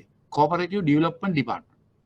57 වර්ෂයේදී විවිධ අරමුණු මුල් කර ගනිමින් පිරිනු ලැබූ සමුපකාර සමිති තනි ඒකකයක් යටතට ගෙනීමෙන් විවිධ සේවා සමුපකාර සමිති Multipurpose Cooperative Societies බිහි විය. 70 දී ඒවකට පැවති ආර්ථික සහ ව්‍යාපාරික පරිසරයට ගැළපෙන පරිදි සමුපකාර සමිති ව්‍යාපාරය පරිසංවිධානය කරනු ලැබිය. 89 ඒ කියන්නේ ඒකෙන් තමයි 72 අලුත් දැන්ට බලාත්මක 72 සමුපකාර සමිති පනත ආවේ. රයිට්? 1989 දී පළාත් සභා බිහිවීමත් සමග සමුපකාර විෂය පිළිබඳ බලතල පළාත් සභාවලට පවරනු ලැබුව අතර සමුපකාර සංවර්ධන දෙපාර්තමේන්තුව ප්‍රධාන කාර්යභාරය වන්නේ අනේ පළාත් සභාව වලින් පස්සේ සමුපකාර සංවර්ධන දෙපාර්තමේන්තුවේ ප්‍රධාන කාර්යය. ඒ කියන්නේ ජාතික මට්ටමේ තියෙන රටේ සමුපකාර සංවර්ධන දෙපාර්තමේන්තුව. ඒකේ කාර්යභාරය යන්නේ පළාත් සමුපකාර දෙපාර්තමේන්තුවේ සහ සමුපකාර දෙපාර්තමේන්තුවල සහ මධ්‍යම රජයේ සමුපකාර ව්‍යාපාරය සම්බන්ධ තීරණ ප්‍රතිපත්ති ක්‍රියාත්මක කිරීම සම්බන්ධීකරණය කිරීම.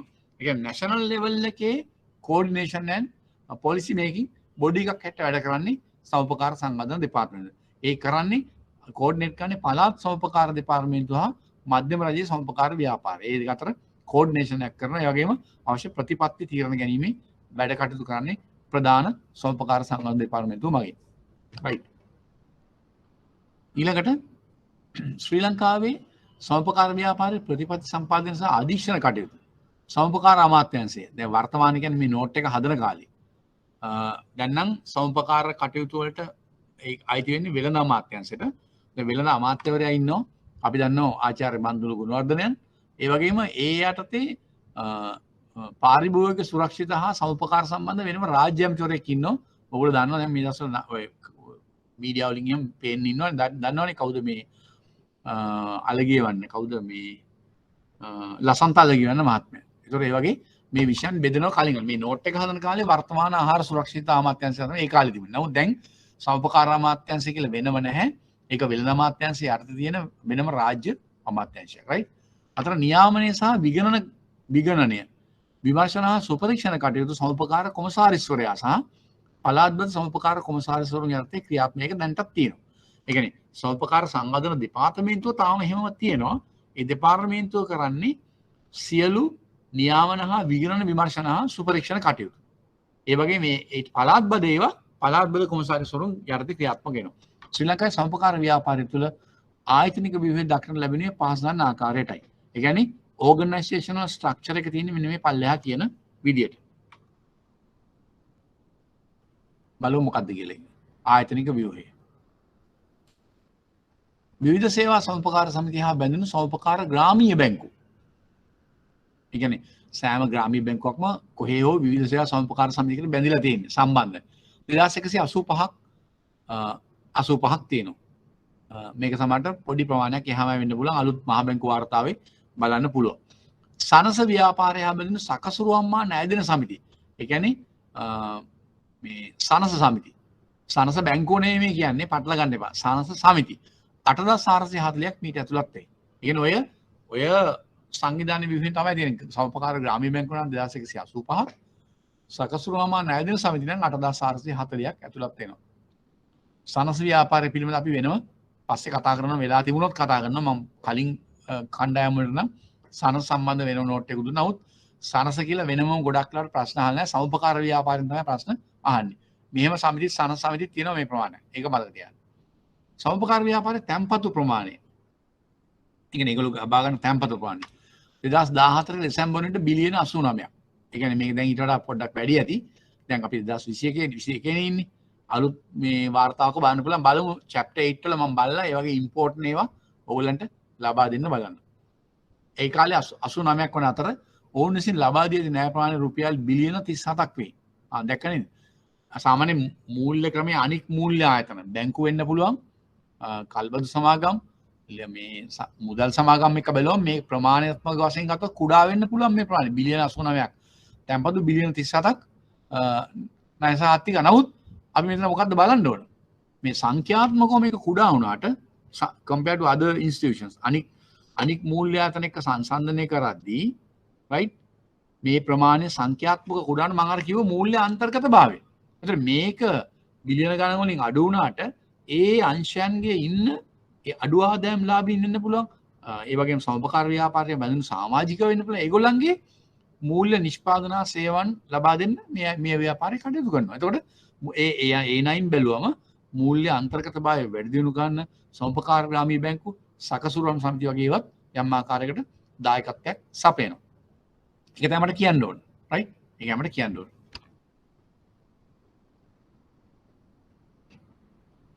රයිට්. බගුවකුත් මේකේ දාලා තිනවා. ඒ බගුව එක්ස්ටෙන්ෂන් එක බලමු අපි හොයාගන්න පුළුවන් අලුත් බගුව. රයිට්? මේ තියෙන්නේ. sorry. මේකේ තියෙනවා මූල්‍යංශයේ ක්‍රියාකාරීත්වය සහ පද්ධති ස්ථායීතාවය. right 130 මේ සෙන්ට්‍රල් බැංක් රිපෝට් එකේ මම ගත්තේ සමුපකාර ග්‍රාමීය බැංකු වල තැන්පත් සහ අත්තිකාරම් 2004 2014 මම අරන් තින්නේ අවුරුදු 10ක් සහ 14 වර්ෂයෙන් සහ දිස්ත්‍රික් අනුව වර්ගීකරණය. right මේකේ මුලින් තියෙනවා ඒ වර්ෂයක් අවසානයේ බලන්නකෝ වර්ෂයක් අවසානයේ බැංකු ශාඛා සංඛ්‍යාව 4 නම් 1539යි 14 වෙනකොට 2185යි. ගිනුම් තැන්පතු අත්තිකාරම් තැන්පතු ගිනුම් සංඛ්‍යාව කොච්චරද වෙලා තියෙන්නේ? වැඩි වෙලා ආයි යම් ප්‍රමාණයක් අඩු වෙලා තියෙනවා. තැන්පතු ප්‍රමාණය ඔය තියෙන්නේ මිලියන්ස් වලින් right ඊළඟට සාමාන්‍යයක් තියෙනවා මේකේ ගිනුම් සංඛ්‍යාව අත්තිකාරම් කොහොමද කියලා තියෙනවා right බිලියන්ස් වලින් right ඊට පස්සේ තැන්පතු හා අත්තිකාරම් අතර වෙනසක් මේකේ දක්වලා තියෙනවා. දිස්ත්‍රික් වශයෙන් ක්ලාසිෆිකේෂන් එක මේකේ තියෙනවා. මේ තියෙන්නේ කොළඹින් පටන් ගත්තම දිස්ත්‍රික්ක 25ම වර්ගීකරණයක් තියෙනවා. ඒවයි තියෙන ශාඛා ප්‍රමාණය කොහොමද? අර විදිහටම තියෙනවා. හරි. ඒවා දීර්ඝ වශයෙන් තියෙනවා. නිකන් ඔයගොල්ලෝ බලන්න. කටපාඩම් කරන්න යන්න එපා. මේවා එහෙම අවශ්‍ය නැහැ. just for your information, right? A classification එකේ තියෙනවා. ඊළඟට උපමාතෘකාවක් තියෙනවා. සමපකාර ග්‍රාමීය බැංකු සහ අනිකුත් මූල්‍ය ආයතන නියාමනය කිරීම. දැන් ග්‍රාමීය බැංකු දැන් අපි කතා කරා නියාමනය. අපි දන්නවා ලංකාවේ අපි කීපයක් කතා කරානේ. මතකද ඕගොල්ලන්ට? නියාමන ආයතන මම කියව මල්ටිපල් රෙගියුලේෂන් එකක් ලංකාවේ තියෙන්නේ. මම කියවනේ කලින්. ඒ කියන්නේ බැංකු, මුදල් සමාගම්, කල්බත් සමාගම් බාන්නේ ශ්‍රී ලංකා මහ බැංකුව. ඒ වගේම රක්ෂණ ආයතන බාන්නේ රක්ෂණ නියාමන කමිෂන් සභාව. ඒ වගේම සනස සමිති වගේම සමපකාර ග්‍රාමීය බැංකුව මේ පැත්ත බලන්නේ සමපකාර සංවර්ධන කොමසාරිස්වරයා. ඒ වගේම කම්කරු කොමසාරිස් ජෙනරල්වරයා අර මුදල් ගැන බලනවා. නියාමනය. ඒ වගේ වශයෙන් මල්ටිපල් රෙගුලේෂන් එකක් තියෙනවා. එතකොට මම ඒ වෙනසකුත් කියවගන්න. සමහර රටවල් තියෙනවා සිංගල් රෙගුලේෂන් තියෙන උදාහරණයක් මම කිව්වා. ලංකාව බහුවිධ නියාමනයට උදාහරණයක් මල්ටිපල් රෙගුලේෂන් ලංකාවේ ඒ විදිහට තියෙනවා. එතකොට අපි ඒක මතක් කරගන්න ආවෝ. එතකොට මෙතන දැන් කතා කරන්නේ සමපකාර ග්‍රාමීය බැංකු සහ අනිකුත් මූල්‍ය ආයතන නියාමනය කිරීම. ඒ කියන්නේ රෙගුලේට් කරනවා. කරන්නේ කොහොමද? ආරම්භයේ සිටම සමපකාර ව්‍යාපාරයේ මූලික අරමුණක් වූයේ සකසුරුවම්මා ග්‍රාමීය කෘෂිකාර්මිකයන්ට අවශ්‍ය ණය පහසුකම් ලබා දීම. අපි දැන් මේක කතා කරා. මේදී වැදගත් වන ආයතන ව්‍යුහයන් තුනක් දක්නට ලැබේ. මේකෙදි වැදගත් වන ආයතන මේක ප්‍රශ්න වල අහලා තිබ්බා ළමයි. සමපකාර ව්‍යාපාර සම්බන්ධව ප්‍රශ්න වල මේවා අහලා තිබ්බා. ආයතනික ව්‍යුහයන් මොනවද කියලා. right? සමපකාර ව්‍යාපාරය බැඳුණු ඒ ග්‍රාමීය අංශයට සේවා මූල්‍ය සේවාවන් හා නිෂ්පාදන සපයන ආයතන මොනවද කියලා. right? මෙන්න මේවා තමයි ඒ ආයතන. සමපකාර ග්‍රාමීය බැංකු. cooperative rural banks. ග්‍රාමීය බැංකු වල දැකලා තියෙන්නේ. ඔය ගම්වල තියෙන්නේ. අහවල් වියුල්සයක් සමපකාර සමිතිය අහවල් ගමේ නම දාලා ග්‍රාමීය බැංකුව. ඔය බෝඩ් ගහලා තියෙන්නේ. දැකලා තියෙන්නේ නේද? ග්‍රාමීය බැංකුව බෝඩ් දැකලා තියෙනවා ගම්වලට වෙන්න තියෙනවා. නගරවලත් තියෙනවා යම් ආකාරයක. නමුත් මේ අර්ධ නාගරික ග්‍රාමීය ප්‍රදේශවල සමපකාර ග්‍රාමීය බැංකු තියෙනවා. සකසුරුවම්මා ණය දෙන සමපකාර සමිති. සානස සමිති. මේ සානස බැංකු නෙමෙයි. මේක පටල ගන්න එපා. හරිද? සානස බැංකු කියන්නේ විශේෂිත බැංකුවක්. සානස ඩෙවලොප්මන්ට් බැංක්. ඒකට සානස ව්‍යාපාරයේ සම්බන්ධතාවයකුත් තියෙනවා. ඒගොල්ලන්ගේ අරමුදල් වලින් සහ ඒ විශේෂ අවසරලත් විශේෂ බැංකුවක්. ස්පෙෂලිස්ට් බැංක් එකක්. එතකොට මේ කියන්නේ සනස සමිති ගම්වල තියෙන.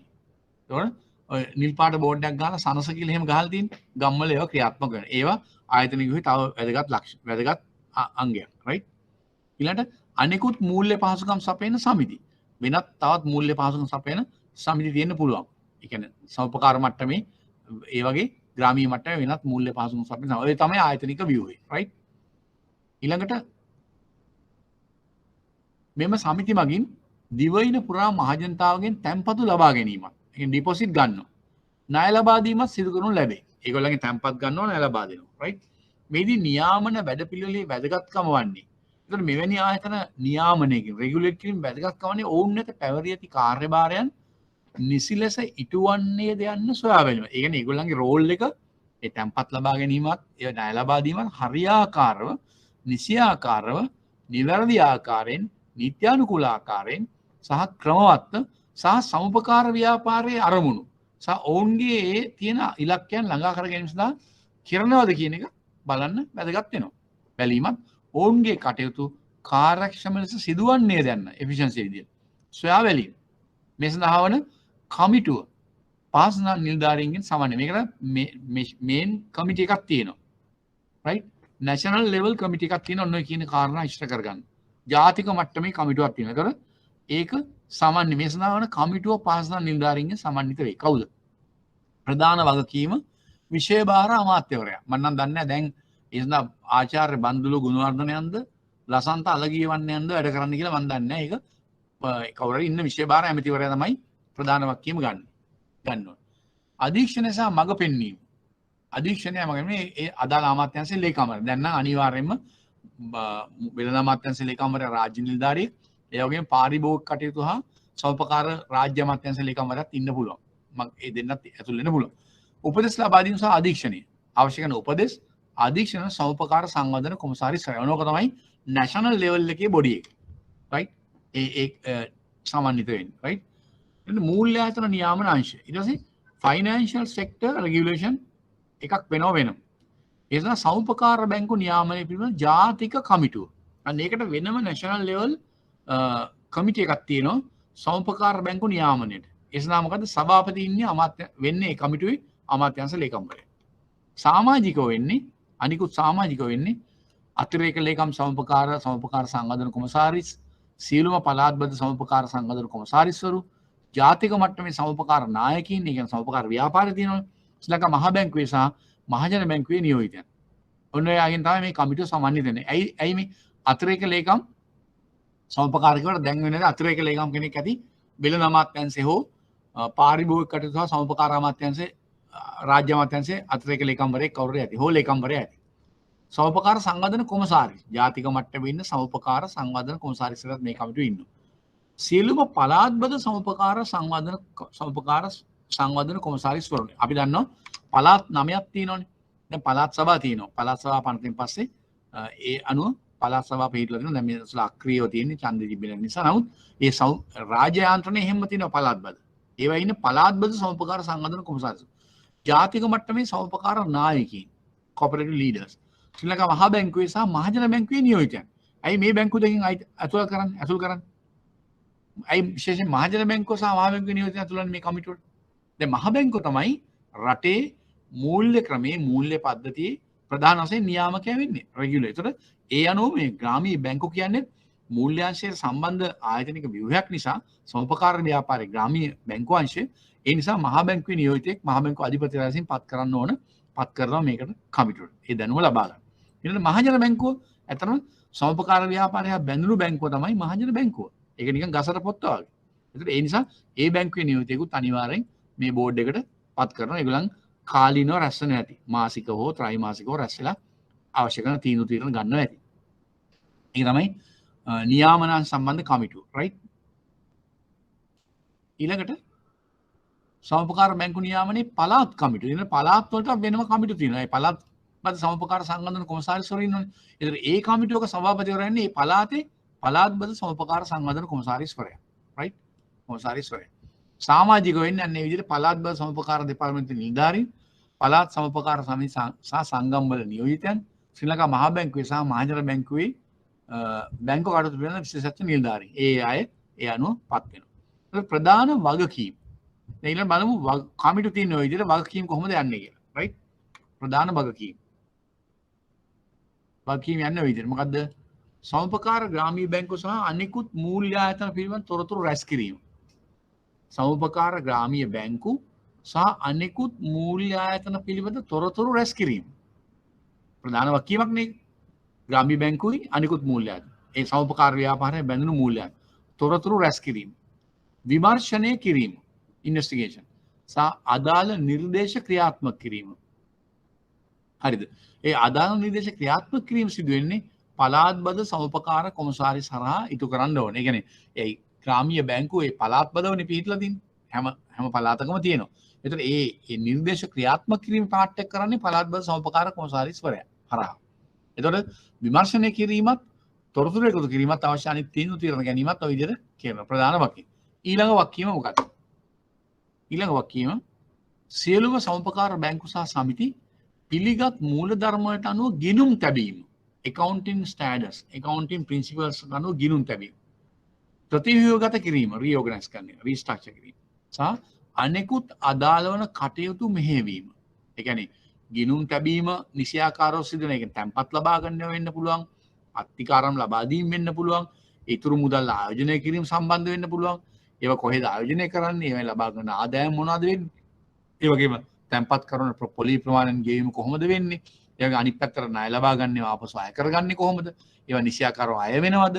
ඒවා හරියට මොන වගේ අවස්ථාවකද යොදවන්නේ? ආදී කාරණා පිළිබඳ සම්පූර්ණ තොරතුරු ඒවා විමර්ශනය කිරීම, නිරීක්ෂණය කිරීම. ඒවා අදාළ මෙහෙයවීම. ඊළඟට පළාත්බද සමුපකාර කොමසාරිස්වරුන් වෙත අවශ්‍ය කරන ලබන පොදු මෙහෙයුම් උපදෙස්. ඒ කියන්නේ common operating guidelines instructions මේ උපදෙස් ලබා දීම සහ ඒවා නැවත විමර්ශනය කිරීම. කලින් කලට විමර්ශනය කරන්න, රිවිව් කරන්න ඕනේ. මේ පොදු මෙහෙයුම් උපදෙස් පළාත්බද කොමසාරිස්වරුන් ක්‍රියාත්මක කරන්න.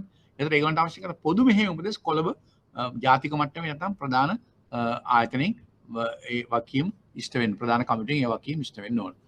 ඊළඟට සමපකාර සංගঠন දෙපාර්තමේන්තුවේ නිලධාරීන් සභාපතිවරුන් සහ අධ්‍යක්ෂ මණ්ඩල සමාජිකයන්. ඒ කියන්නේ සමපකාර සභාපතිවරුන් ඉන්නෝනේ. විද්‍යා සමපකාර සහ අධ්‍යක්ෂ මණ්ඩල සමාජිකයන් මෙන්ම සමිති හා සංගම්වල මෙහෙයුම් නිලධාරීන් ඔපරේෂනල් ස්ටාෆ් සහ අවශ්‍ය කරන දැනුවත් කිරීම සහ පුහුණු කිරීමේ වැඩසටහන්. ඒ කියන්නේ ඒගොල්ලන්ගේ අවයානස් ට්‍රේනින් පවත්වමින් ඔවුන්ගේ බැංකු කටයුතු වැඩි දියුණු කිරීමට සහාය වීම. ඒවා වැඩි දියුණු කරන්න සහාය වෙනවා. මොනවද? ඒගොල්ලෝ බැංකින් ඔපරේෂන්ස්. හැබැයි ඒකට ඔවුන්ව ට්‍රේන් කරන්න ඕන. උන්ට අවශ්‍ය කරන ස්කිල් එක දෙන්න ඕන. ඒවගේ ට්‍රේනින් දෙන්න ඕන. නොලෙජ් එක ඒවා ලබා දෙන්න ඕන.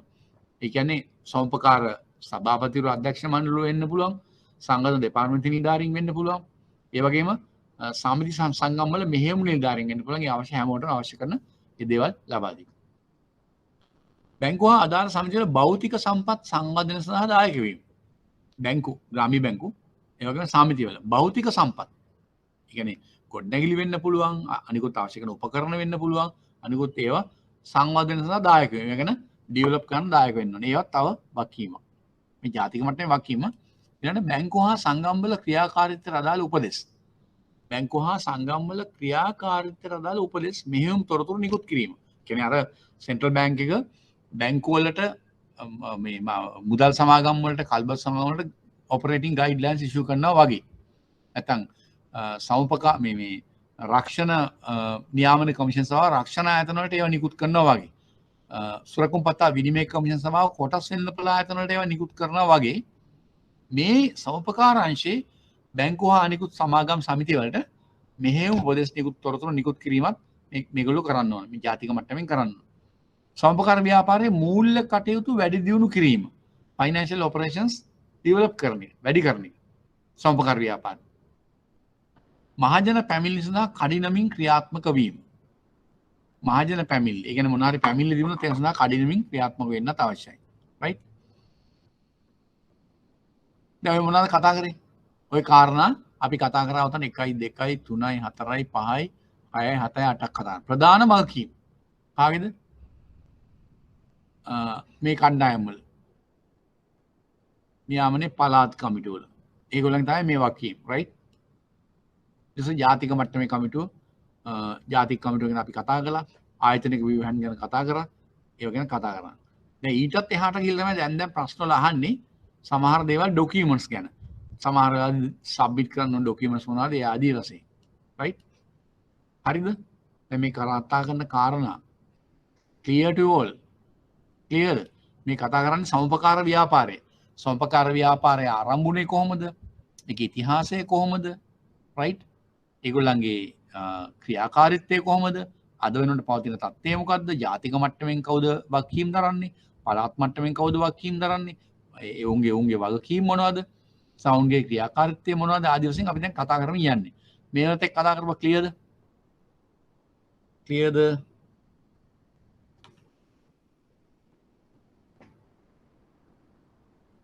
කවුරුත් රෙස්පොන්ස් කරන්නේ නිදිද කට්ටිය? මොකද නිදිමත වෙලාව. right? මේ වෙලාව කෑම කාලෙම ඉන්න සැපවාසුර ගෙදර ඉන්නවනම් මේකට ඔන් වෙලා නිදා ගන්නවත් දන්නේ නැහැ කට්ටිය. clear to all. right. හරි.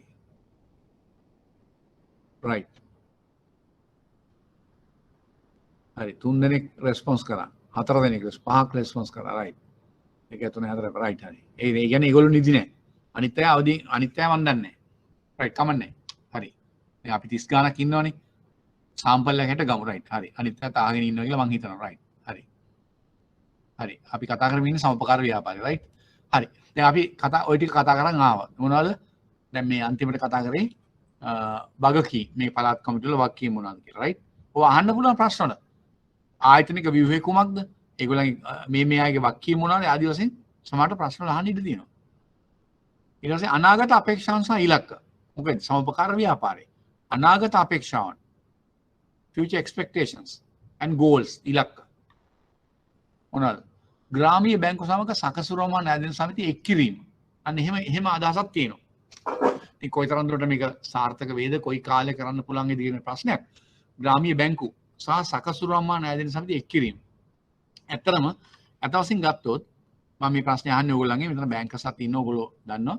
දැන් මෙහෙම ග්‍රාමීය මට්ටමේ ජනතාවගේ මූල්‍ය අවශ්‍යතාවයන්. ඒ වගේ සකසුරු අම්මා ණයදෙන සමිතිය එක පැත්තකින් ඉන්න අතරේ ග්‍රාමීය බැංකු තව පැත්තකින් ඉන්න. ඒතර මේවා ආයතනික වර්ගීකරණයක් දෙකක්. ඒතර ඔක්කොම බලන්නේ සමපකාර සංවර්ධන කොමසාරිස්වරයා වුණාට සහ පළාත්බද්ධ සමපකාර සංවර්ධන කොමසාරිස්වරු වුණාට මේ ආයතන දෙක පද්ධති දෙකම වැඩ කරන්නේ ග්‍රාමීය හා යම් ආකාරයක පහළ ආදායම් මට්ටමක ජනතාව. ඒතර මේක දෙකක් වෙලා තියෙනට වැඩිය එකක් වුණොත් මේ ආයතන වර්ග දෙකම එකතු වුණොත් ඒතර ඒගොල්ලන්ගේ සම්පත් එකතු වීම, ඒගොල්ලන්ගේ දැනුම හුවමාරු වීම, ඒගොල්ලන්ගේ වත්කම් එක්වීම හරහා ශක්තිමත්ව මේ දේවල් කරන්න තමයි හොඳ වෙන්න පුළුවන්. නමුත් ප්‍රායෝගිකව එවැනි එක්කිරීම කරන්න යම් අපහසුතාවයන් තියෙනවා. මොකද සනස ව්‍යාපාරය එක තත්ත්වයක් යටතේ සමපකාර ග්‍රාමීය බැංකු තවත් තත්ත්වයක් යටතේ ඇති වෙලා ඉස්සරහට ගියපු ආයතන මේවා එකට එකතු කරලා වැඩ කරන යම්දී ප්‍රායෝගික ප්‍රශ්න ඇති වෙන්න පුළුවන්. නමුත් අනාගත අපේක්ෂාවක් මේ දෙක එක් කළා එකට ශක්තිමත්ව වැඩ කිරීම එක අවශ්‍ය එක බලාපොරොත්තුවක්. රයිට්? එක බලාපොරොත්තුවක්.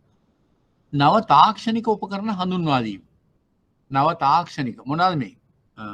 ටෙක්නොලොජි එක. දැන් අතරම ඔයගොල්ලෝ ග්‍රාමීය බැංකුවක් දැකලා තියෙනවද? කියන්නකෝ. මේ අපි කතා කරන්න බෑ. ග්‍රාමීය බැංකුවක් දැකපු අය අතොස්සන් නෙවෙයි කියන්න බෑනේ. ඔයගොල්ලෝ ගම්වල ඔයගොල්ලන් අඩුතරම පාරේ යනකොට ග්‍රාමීය බැංකුව බෝඩ් එක දැක්කම මදි. ග්‍රාමීය බැංකුවක් ළඟට ගිහිල්ලා ඇතුළට ගිහිල්ලා බැංකුවක් ළඟට ගිහිල්ලා ඔයගොල්ලෝ දැකලා තියෙනවද ඒගොල්ලෝ කොහොමද වැඩ කරන්නේ කියලා? දැන් බැංකුවල වැඩ කරන්නේ කොහොමද? මූල්‍ය ආයතනවල නවීන තාක්ෂණික උපකරණ, ඒ කියන්නේ කම්පියුටර්ස් තියාගෙන පද්ධති වලින් සම්බන්ධ වෙලා අපි දැන් කතා කරා ගෙවීම පියවීම පද්ධති පාඩම් කතා කරන්නේ අපි. මතකනේ ඔයගොල්ලන්ට? ඒවත් එක්ක ඊටාම තාක්ෂණයත් එක්ක මුසු වෙච්ච වේගවත් කරන ගෙවීම, පියවීම සහ ඒවා සම්බන්ධ ලෝකෙත් එක්ක කරන ගනුදෙනු. ඒවා ඊටාම කඩිනමින් කරන තාක්ෂණ සමග මුසු වෙච්ච අලුත් මේ ගෙවීම් ක්‍රම වලින් වැඩ කරන්නේ. ඒතර ග්‍රාමීය බැංකුව එක සනස සමිතිය එක ගත්තම දැකලා තියෙනවද? ඔයගොල්ලෝ දැකපුවා ඉන්නවද? ඒකේ අභ්‍යන්තර පරිසරය, වැඩ කරන පරිසරය, ඒගොල්ලන්ගේ පහසුකම් දැකලා තියෙනවද? මම දැකලා තියෙනවා. මම ගොඩක් පුහුණු වැඩසටහන් වලට අරගෙන ගියාම මම දැකලා තියෙනවා. මේ ළමයි අපේ බැංකින් ක්ලාස් වල සමහර ග්‍රාමීය බැංකුවල ළමයි එනවා. මට මතකයි දැන් බැච් 2-3කට කලින් ළමයි කීප දෙනෙක් හිටියා ග්‍රාමීය බැංකුවල වැඩ කරන. ඒගොල්ලෝ උසස් සීම් බලාගෙන නොඑක් හේතු මත මේ විභාග කරන ඉන්නවා ග්‍රාමීය IBSL එකේ. එහෙම කරනවා සමහරව. ඉතින් ඊටාම කනගාටුදායක, ඊටාම අඩු පහසුකම් සහිත පරිසරයක්, වැඩ කරන පරිසරයක් තමයි ඒ ආයතන වල තියෙන්නේ. තාම සමහරට මැනුවල් වැඩ කරන්නේ. පොත්පත් අතින් ලියන්නේ, රෙජිස්ටර්ඩ් මේන්ටේන් කරන්නේ. දැන් බැංකුවක නම් අපි දන්නවා සිස්ටම් එකත් එක්ක වැඩ කරන්නේ. දැන් අපි පොතක් අප්ඩේට් කරන්නේ සිස්ටම් එකේ නේ. දැන් ATM මැෂින්ස් තියෙනවා. අපි ඒවා කතා කරන්නේ. කොහොමද ඒවා වෙන්නේ? ලින්ක් වෙච්ච සිස්ටම්ස් තියෙනවා. ATM එකෙන් සල්ලි දාන්න පුළුවන්, සල්ලි ගන්න පුළුවන්, බැලන්ස් ඉන්ක්වයරි කරන්න. එහෙම කිසිම පහසුකමක් අද වෙන විටවත් ග්‍රාමීය බැංකුවල, ඒ වගේම සකසුරුවම් සමිතිවල ඒවා ලින්ක් වෙලාවත් ඒවට තාක්ෂණය ඇවිල්ලවත් නැහැ තාම. ඊටාම අඩු පහසුකම් යටතේ ඊටාම අඩු තාක්ෂණික උපකරණ යටතේ වැඩ කරන්නේ. ඒ නිසා ඒවා තමයි අභියෝග. මේ ආයතන වල තියෙන අභියෝග. එකක් ඒගොල්ලන්ගේ සම්පත් හිඟකම. එකක් ඒගොල්ලන්ට දැනුම මදිකම. එකක් පැහැදිලිව කියනනම් ඒවට හරිය නායකත්වයක් මඟ පෙන්වීමක් නැතිකම. ඒවට හොඳ නායකත්වයක්. ඒ කියන්නේ කවුද? දේශපාලන අධිකාරිය වශයෙන් අදාළ විෂය භාර අමාත්‍යවරයා හෝ රජය හෝ ඒ ආදී වශයෙන් ඒවට වැඩි බරක් දාලා අවධානයක් යොමු කරලා ඒවා නායකත්වය දෙන්න ඕන. සහ අවශ්‍ය කරන සම්පත්, ඒ කියන්නේ ඒක මෙහෙයවීම, අවශ්‍ය වියදම්, ඒ කියන්නේ මුදල් වෙන්න පුළුවන්. ඒ අවශ්‍ය කරන පහසුකම් වෙන්න පුළුවන්. ඒවා ලබා දෙන්න ඕන. එහෙම නැතුව මේ ආයතන දියුණු කරන්න මේ අපි බලාපොරොත්තු වෙන මට්ටමට ගේන්න බෑ. ඒක තමයි ප්‍රායෝගික ප්‍රශ්න. ඕවත් අහන්න පුළුවන් ප්‍රශ්න වල. මෙවැනි ආයතන උසස් තත්ත්වයකට ගෙනීම සඳහා පවතින ප්‍රායෝගික බාධක අවිහිරතාවෙන් මොනවාද? ඒවා ලැයිස්තුගත කරන්න කියලා. ඒතර ඔයාලා මේවා තමයි කියන්න වෙන්නේ. ඒ කියන්නේ අවශ්‍ය කරන නායකත්වය නොලැබීම, නිසි සම්පත් හා පහසුකම් නොමැතිවීම, අවශ්‍ය කරන දැනුම නොමැතිවීම, ඒ සඳහා වූ හොඳ ඒ කියන්නේ ඒවට අවශ්‍ය කරන ඒ පද්ධතින් ලබා ගැනීම අවශ්‍ය කරන මිල අධික ඒවා මිල වියදම් යොදවින්න නොහැකි වීම ආදී වශයෙන් කාරණා ප්‍රායෝගික කාරණා තියෙනවා. ඒවා තමයි ඔයගොල්ලන් බලාපොරොත්තු වෙන්නේ. රයිට්? හරි. අපි දැන් කතා කරමින් ඉන්නේ ඒවා.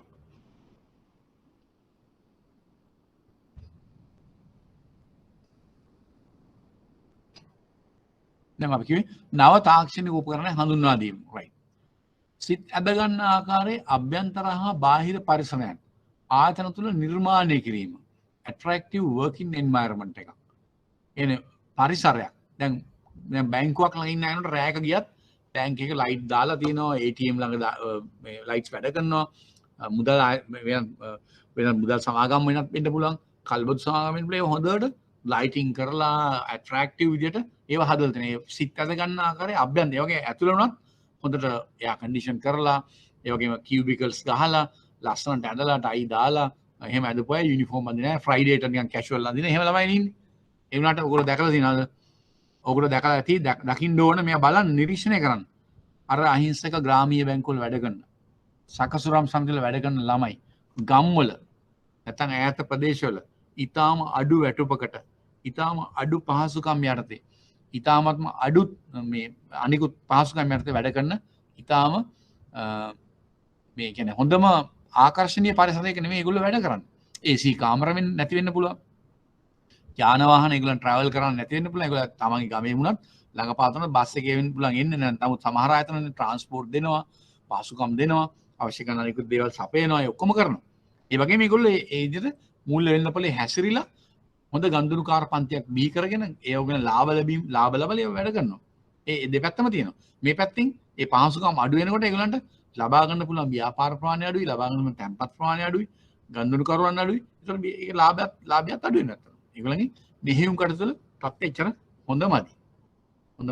ඒක තමයි කියන්නේ. රයිට්? ඊළඟට මෙම අංශයේ මූල්‍ය ආයතන වල ස්ථාවරභාවය හා වර්ධනය. ඒ කියන්නේ මේ අංශයේ මේ මූල්‍ය ආයතන කියන්නේ ග්‍රාමීය බැංකුව සනස් සමිතියයි ස්ථාවරභාවය, ස්ටැබිලිටි එක හා වර්ධනය, ඩෙවලොප්මන්ට් එක. ඒක ඇති කිරීමත් අනාගත අපේක්ෂාවක්, ඉලක්කයක්. ඉතින් මේ ඉලක්ක හා අපේක්ෂාන් හැමදාම පොත්වල තියෙනවා, ඩොකියුමන්ට්ස් වල තියෙනවා. නමුත් මම ආයි කියන්නේ මේවතින් ළඟා කර ගැනීම ගොඩාක් දුරට ප්‍රායෝගිකව ගොඩාක් හිමින් වෙන්නේ සහ හිමින් කියන්නේ ඇත්තටම එහෙම නැති තරම් හේතුව මේවට අවශ්‍ය කරන මඟ පෙන්වීම, නිසි සම්පත් ලැබීම සහ නායකත්වයේ වගේ නොලැබී යාම නිසා.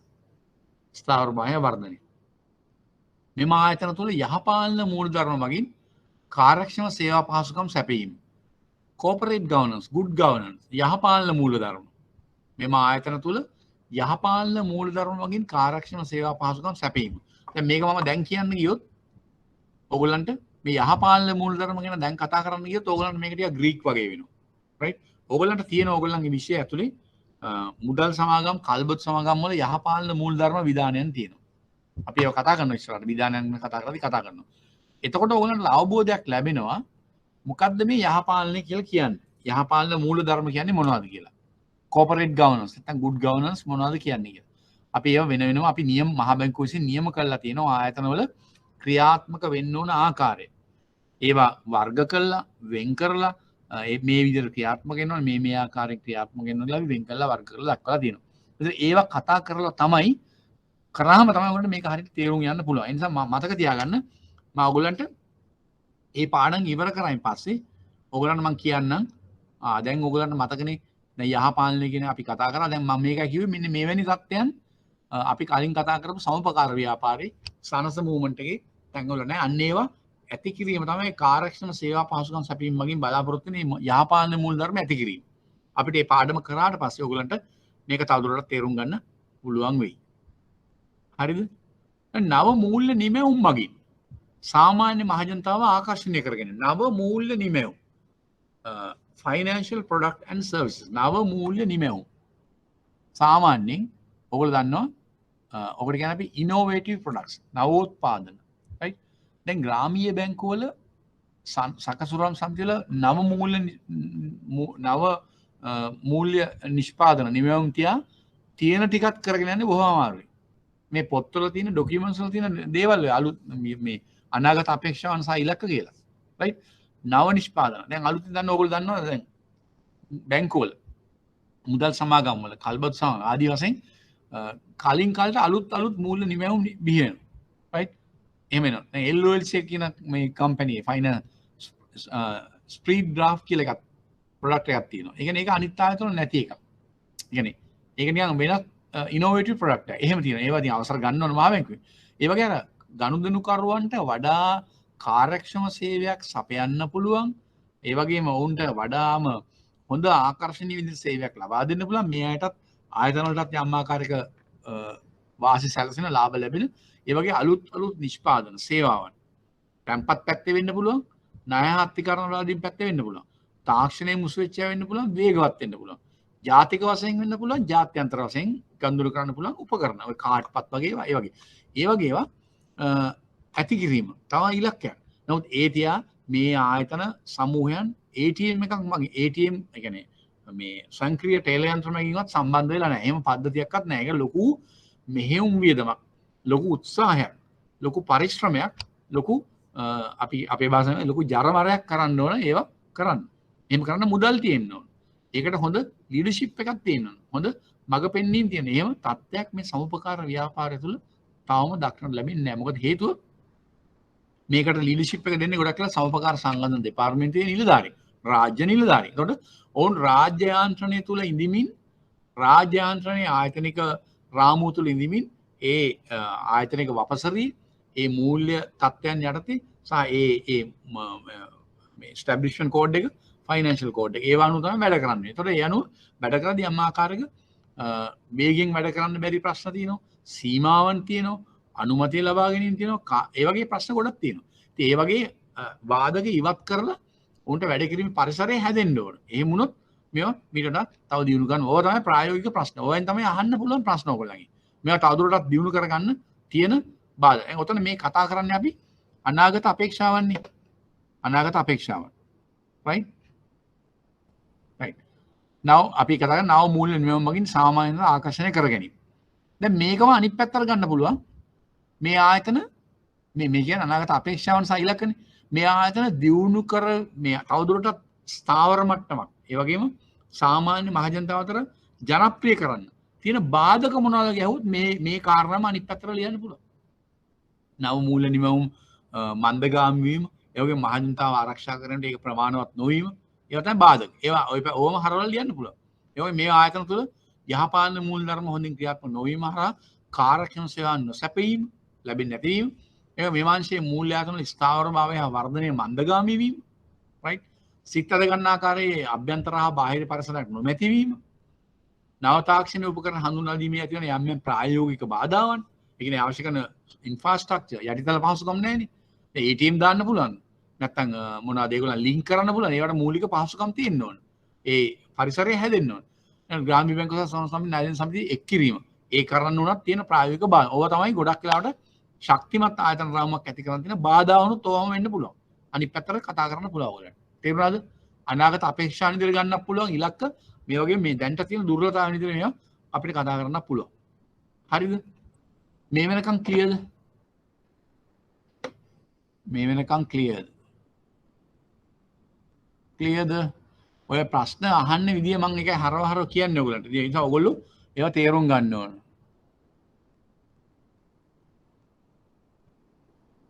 right. yes clear කියලා කියන මොකද්ද මේ කෙනෙක් ප්‍රශ්නයක් ඇහුවේ? අහලා තියෙන පොඩ එනුවන්.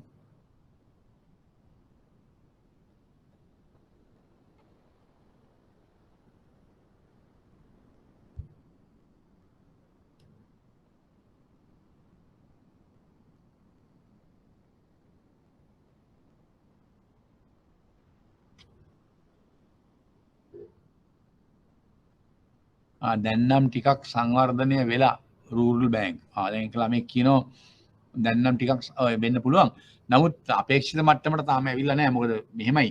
ඇත්තටම මම අර කිව්ව ප්‍රායෝගික අපහසුතාවයන් තමයි තියෙන්නේ. ඒ කියන්නේ එකක් තමයි මේ අවශ්‍ය කරන සම්පත් මදි වීම, අනික අවශ්‍ය කරන දැනුම නැතිවීම, අනික නායකත්වය මේ දේශපාලනේ නෙමෙයි මම කියන්නේ. දේශපාලන වගේම ලීඩර්ෂිප් එක ඒ කියන්නේ නිලධාරි මට්ටමේ නායකත්වයක් තියෙනවා. අමාත්‍යංශ මට්ටමින්, සෞපකාර සංඝ දෙපාර්තමේන්තුව මට්ටමින් ඒ වගේ තියෙනවා. ඉතින් ඒවයි යම් මේයටත් යම් බාධාවන් තියෙනවා. රාජ්‍යයෙන් තියෙන යම් මේ සීමාවන්, අනුමත කර ගැනීම ප්‍රශ්න, මුදල් ප්‍රශ්න, ඒ ආදී ගොඩාක් දේවල් තියෙනවා. සම්පත් පිළිබඳ ප්‍රශ්න ආදී වශයෙන් තියෙනවා. දැන් ටිකක් ඩෙවලොප් වෙලා තියෙනවා කියලා කියන්නේ. නමුත් ඒව තත්ත්වයන් තියෙනවා. right. හරි.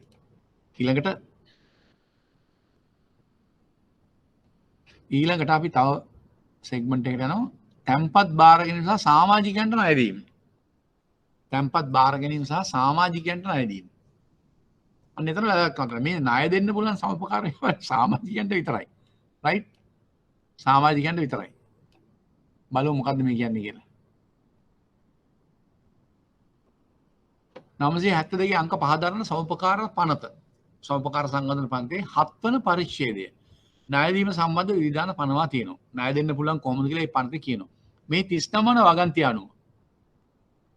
ඒ 7 වන පරිච්ඡේදයේ 39 වන වගන්තිය අනුව සමාජික නොවන පුද්ගලයන්ට ණය දීමට නොහැකි බව සඳහන් වේ. නමුත් සමුපකාර කොමසාරිස්වරයාගේ අනුදැනුම මත ලියාපදිංචි සමිතියකට තවත් සමිතියක් සඳහා ණය පහසුකම් සැපිය හැකිය. ඒක රෙජිස්ටර්ඩ් සමිතියකට තව සමිතියකට ණය දෙන්න පුළුවන්. එසේම කොමසාරිස්වරයාගේ අනුමැතිය මත ලියාපදිංචි සමිතියකට සුරකුම් වශයෙන් කෘෂිකාර්මික නිෂ්පාදන හැර වෙනත් ඇපයක් මත ණයට ලබා දිය නොහැකිය. සුරකුම් වශයෙන් කෘෂිකාර්මික නිෂ්පාදන හැර එන ඇග්‍රිකල්චර් ප්‍රොඩක්ට්ස් හැර වෙනත් ඇපයක් මත ණය ලබා දිය නොහැකිය. ඒක තමයි තියෙන කන්ඩිෂන්. දැන් ඕගොල්ලෝ දන්නවනේ මේ මේක දැන් අපි කතා කරන්නේ ණය දෙන්න පුළුවන් සමාජිකයන්ට පමණයි. දැන් මම කිව්වා දැන් මූල්‍ය අන්තර්ගතභාවය. මූල්‍ය අන්තර්ගතභාවය ක්‍රියාත්මක වෙනවා කියන්නේ අපි කතා කරලානේ. ඒ සමාජයේ ස්තරයන්ට ගැලපෙන ආකාරයට මූල්‍ය නිමැවුම් සේවාවන් ලබා දීම.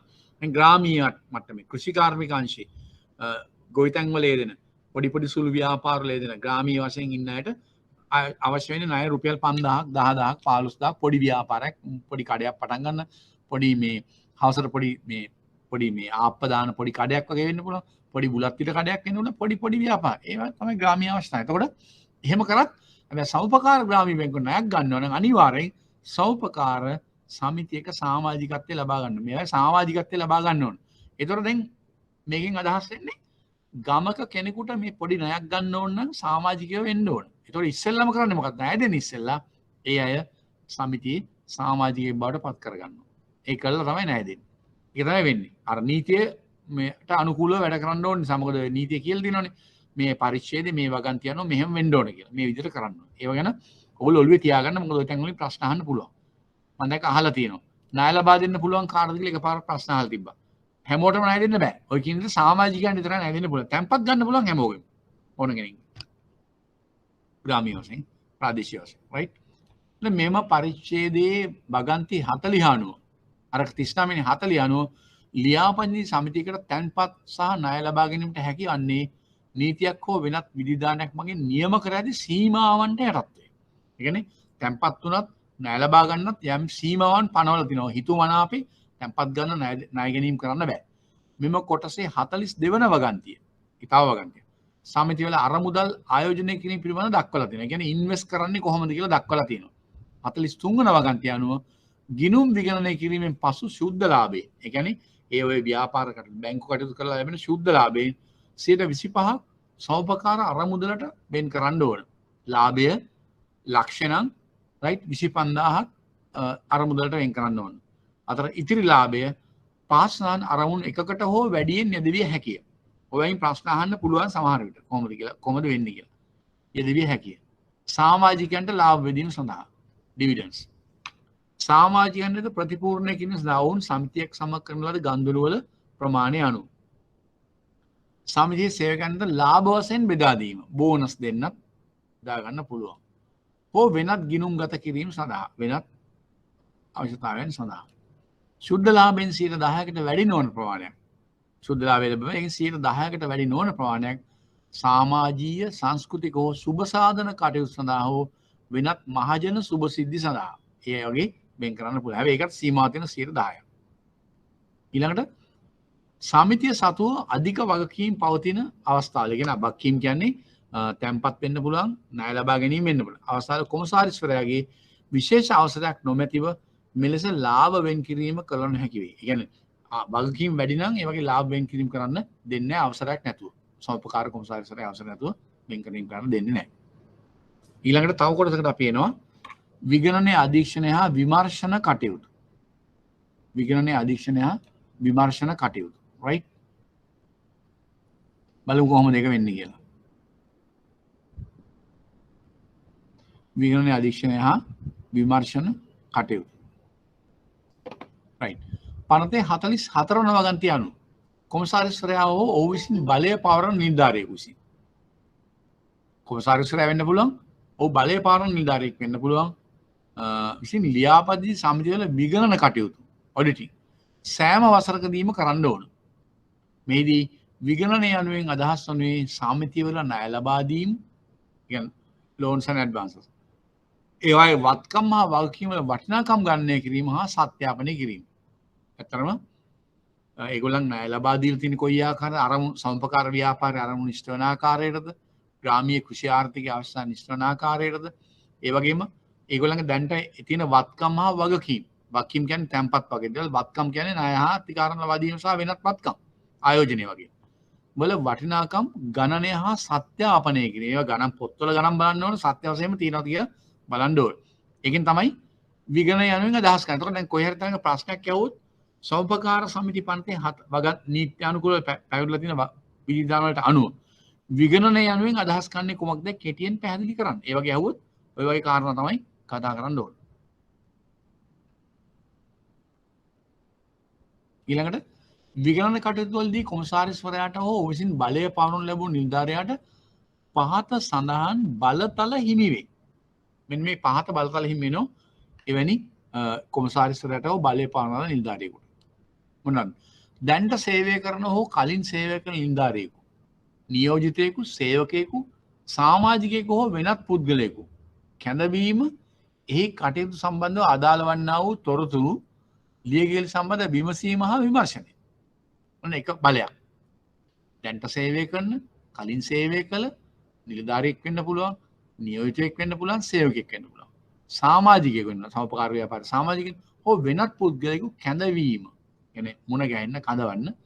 එහි කටයුතු සම්බන්ධ අදාළ වන්නා වූ තොරතුරු information documentation ලියකියවිලි සම්බන්ධ විමසීම හා විමර්ශනය කිරීම. මොන හරි යම් ආකාරයක එයාට හොයලා බලන්න ඕන දෙයක් තියෙනවා. ඒගොල්ලෝ කතා කරලා ඒ සම්බන්ධ තොරතුරු ලබාගෙන විමර්ශනය කරන්න පුළුවන්. ඊළඟ සමිතියක කටයුතු සම්බන්ධයෙන් අදාළ වන්නා වූ පොත්පත්, ලිපි ලේඛන, මුදල්. කියන්නේ ඩොකියුමන්ට්ස් තියෙනවනේ. ලිපි ලේඛන තියෙනවා, මුදල්, සුරකුම්. කියන්නේ කොලැටරල් වගේ සුරකුම්. හෝ සමිතියට අයත් වන්නා වූ අනෙකුත් දේවල් සම්බන්ධ කටයුතු විමර්ශනය කිරීම. ඒකේ බලතල. ඒ කියන්නේ විගණන කටයුතු වලදී ඒ කරන නිලධාරියට අවශ්‍ය කරන ලැබෙන බලතල ඒවා විමර්ශනය කිරීම. එවැනි විගණන කටයුත්තකදී කිසියම් වංචාවක් සිදු වී ඇතැයි හෙළිවන්නේ නම් පොත්පත්, ගිණුම් හා අදාළ වාර්තා විගණන කටයුතු භාර නිලධාරියාගේ භාරයට ගත හැකියි. එයාගේ කන්ට්‍රෝල් එකට, කස්ටඩි එකට ගන්න පුළුවන්. මොනවාරි වංචාවක් හරි දූෂණයක් හරි වෙලා තියෙනවා කියලා හෙළි වෙනවා නම් ඒකට එයාගේ භාරය තබා ගන්න පුළුවන්. ඒ බලයක්, එයාට ලැබෙන බලයක්. ඊට කොමසාරිස්වරයා හෝ ඔහු විසින් බලය පාලන ලැබුණු නිලධාරියා සෑම විටම සමිතිය සතු පොත්පත්, මේ වැඩේ කරන්නේ කොමසාරිස්වරයා හෝ බලය පාලන නිලධාරියෙක්නේ. සමිතිය සතු පොත්පත්, ගිණුම්, ලිපි ද්‍රව්‍ය සහ අදාළ සුරකුම් පරීක්ෂා කිරීමට ඒවා පරීක්ෂා කරනවා. ඒවා ඇති ස්ථානවලට ඇතුල් වීමට බලය ලැබෙන අතර අදාළ සමිතිවල නිලධාරීන් විසින් ඒ සඳහා අවශ්‍ය පහසුකම්, ඉඩකඩ එම විගණන නිලධාරියාට ලබා දෙන්න ඕනේ. ඒ කියන්නේ දෙපැත්තටම වගකීමක් තියෙනවා. බලය මෙයාට මේ බලය තියෙනවා, අර පැත්තට වගකීමක් තියෙනවා. මේ පහසුකම් ලබා දෙන්න, ඒ ඉල්ලන දේවල් ලබා දෙන්න. ඒකේ මොනවද? පොත්පත් ලබා පරීක්ෂා කරන්න බලන්න, ගිණුම් පරීක්ෂා කරන්න, ලිපි ද්‍රව්‍ය සහ සුරකුම් පරීක්ෂා කිරීමට සහ ස්ථානවලට ඉස්සා ඇතුල් වෙන්න සම්පූර්ණ මේ බලය තියෙනවා මේ නිලධාරියාට සහ ඒ පහසුකම් ලබා දීමට ඒගොල්ලෝ බැඳලා ඉන්නවා. ඊළඟට කොමසාරිස්වරයා මෙවැනි බලය පවරන නිලධාරියෙකු, රයිට්?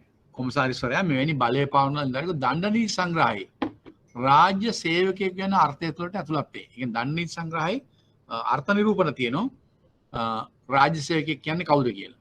රාජ්‍ය නිලධාරියෙක්. අතන අන්නේ අර්ථ නිරූපණයටම මේ යටතේ කොමසාරිස්වරයා බලය පවරන නිලධාරියෙකු ඇතුළත්. මේ මම නෙමෙයි කියන්නේ මේවා. මේ සමෝපකාර පනතේ පනවල තියෙන විධිවිධාන වලට අනුව 44 වන වගන්තිය, රයිට්? බලය පවරන්න. ඒකට ඒ අනුව කියන දෙයක්, ලැබෙන බලයක් සහ ඒ බලය පවරන නිලධාරිය වැටෙන මොන අර්ථයකටද වැටෙන්නේ කියලා තියෙන බලය. අර්ථය තුළට ඇතුළත් වේ. කවුද? දණ්ඩ නීති සංග්‍රහයේ රාජ්‍ය නිලධාරී විග්‍රහ කළ දන්නේ පීනල් කෝඩ් එක. දණ්ඩ නීති සංග්‍රහය. ඒ අර්ථයට වැටෙනවා.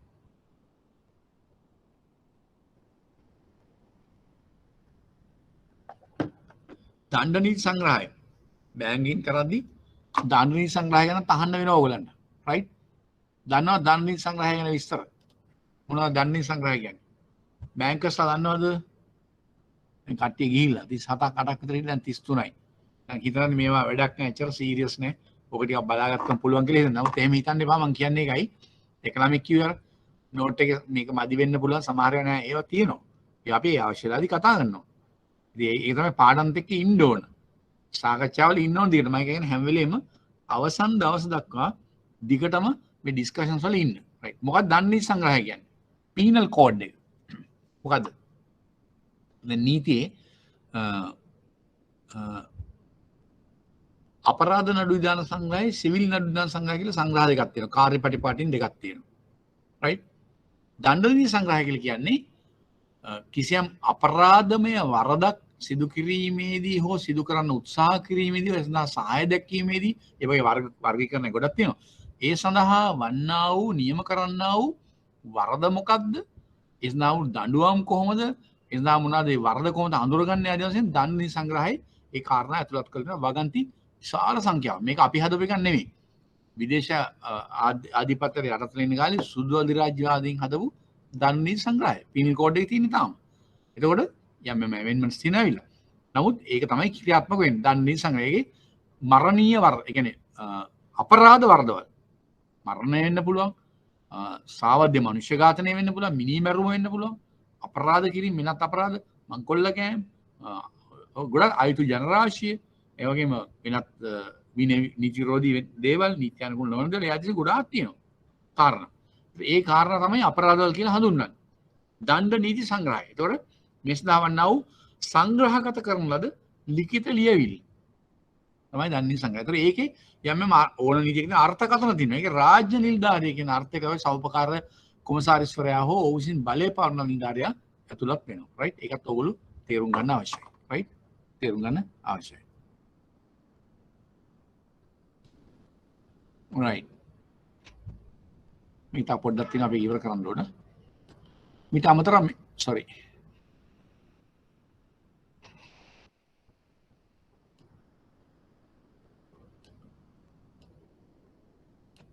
මීට අමතරව මෙම පන්තියර්ථයේ තවත් බලතල රාශියක් කොමසාරිස්වරයාට හිමි වෙයි. ඒ අතර විමර්ශන පැවැත්වීම ප්‍රධාන ස්ථානය ඉන්වෙස්ටිගේෂන්. සමිතියක විධායක සභාවේ බහුතරයක හෝ තුලන් එක්කට නොඅඩු සංඛ්‍යාවක ඉල්ලීම පරිදි හෝ කොමසාරිස්වරයාගේ මතය අනුව ව්‍යවස්ථාමය මූල්‍යමය හෝ ඔවුන්ගේ එදිනදා කටයුතු සම්බන්ධයෙන් විමර්ශනයක් පැවැත්විය හැකිය. මෙවැනි කටයුතු වලදී පාසල් නායකයට මෙහි ප්‍රතිලාභ හිමි වෙයි. ඔන්න ඔය ආයත ප්‍රතිලාභ හිමි වෙනවා බලා ගන්න ඒවා රයිට්. ඒ ටික බලා ගන්න සරලව කියලා දෙනවා.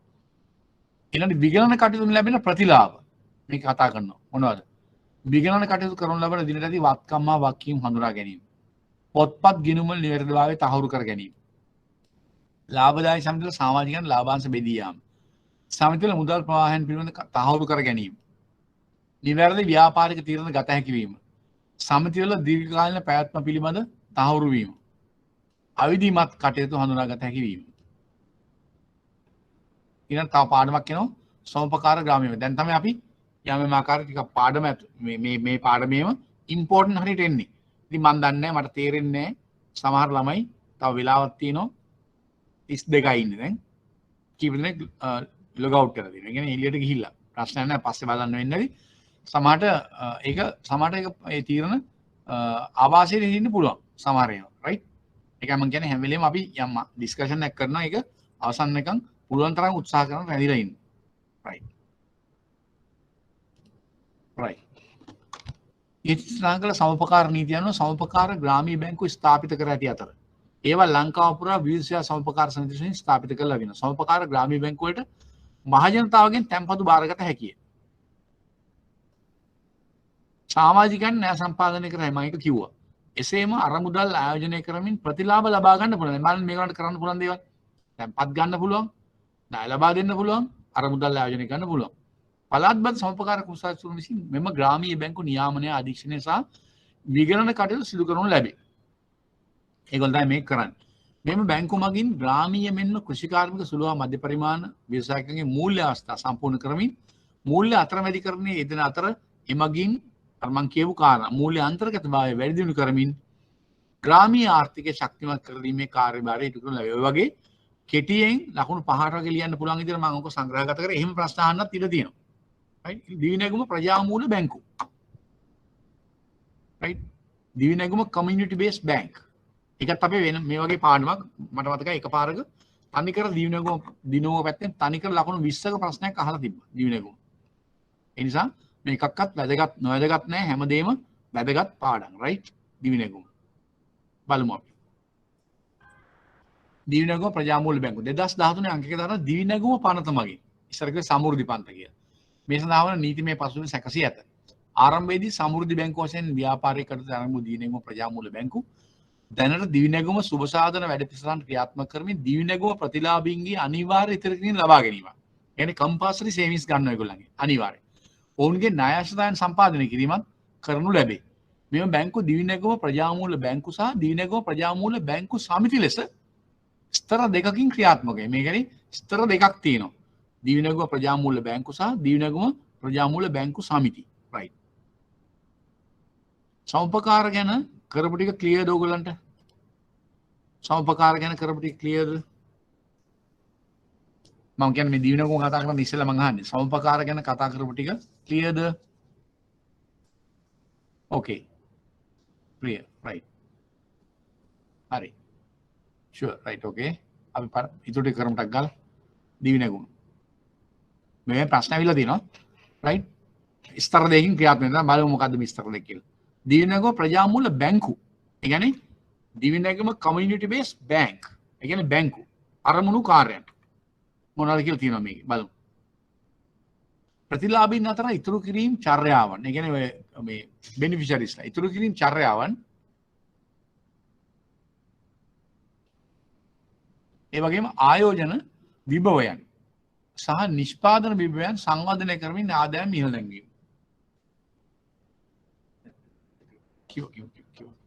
I කියන්නේ මොකක්ද? මුලින්ම කියමු. ප්‍රතිලාභීන් අතර ඉතුරුම් චර්යාවන් ආයෝජන විභවයන් සහ නිෂ්පාදන විභවයන් සංවර්ධනය කරමින් ආදායම ඉහළ නැංවීම. ඒ කියන්නේ ප්‍රතිලාභීන් කියන්නේ සමෘද්ධි ප්‍රතිලාභීන් අතර ඒගොල්ලෝ ඉතුරු කරන්න තියෙන ඒගොල්ලන්ගේ හැකියාවන් ඒගොල්ලන්ට ආයෝජනය කරන තියෙන අවස්ථාවන් සහ නිෂ්පාදන විභවයන්. ඒවා මේ ප්‍රජාමූල බැංකුවල අරමුණු හරිද? ඊට පස්සේ දිවි නැගුම ප්‍රතිලාභීන්ට ණය පහසුකම් ලබා දීම. ඒගොල්ලන් ණය පහසුකම් ලබා දීම. ඉන දිවි නැගුම ප්‍රජාමූල බැංකු සමිතිවල බලතල. ඒ කියන්නේ දිවි නැගුම community based societies. අර දිවි නැගුම community based banks. දැන් මේ සමිති. ඒතර මේ බැංකු කීපයක් විතර සමිති හැදිලා තියෙනවා. ප්‍රජාමූල බැංකුවල තැන්පතු භාරය. අර කලින් කියපු උඩින් කියපු බැංකුවල තැන්පතු භාර ගැනීම.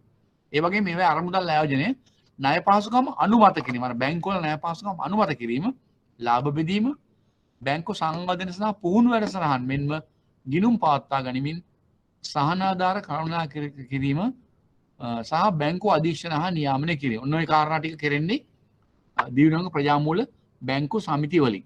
ඒතර කොටස් දෙකයි දිවි නැගුම ප්‍රජාමූල බැංකු, දිවි නැගුම ප්‍රජාමූල බැංකු සමිති. right. ශ්‍රී ලංකා මහා බැංකුව කියලා කැලලා මම මෙතෙන්ට එකතු කරා මේ වෙලාවේ පොඩ්ඩක් ඒ ගැනත් ඔයගොල්ලෝ දැන ගැනීමට අවශ්‍ය නිසා. right. එකපාරට ග්‍රාමීය බැංකුව ගැන කතා කරලා මහා බැංකුවට ආපුවාම නිකන් පොඩ්ඩක් පොඩි නිකන් මේ පැටලෙන ගතියක් එයි. ඒ නිසා මතක තියාගන්න මේ පාඩමේ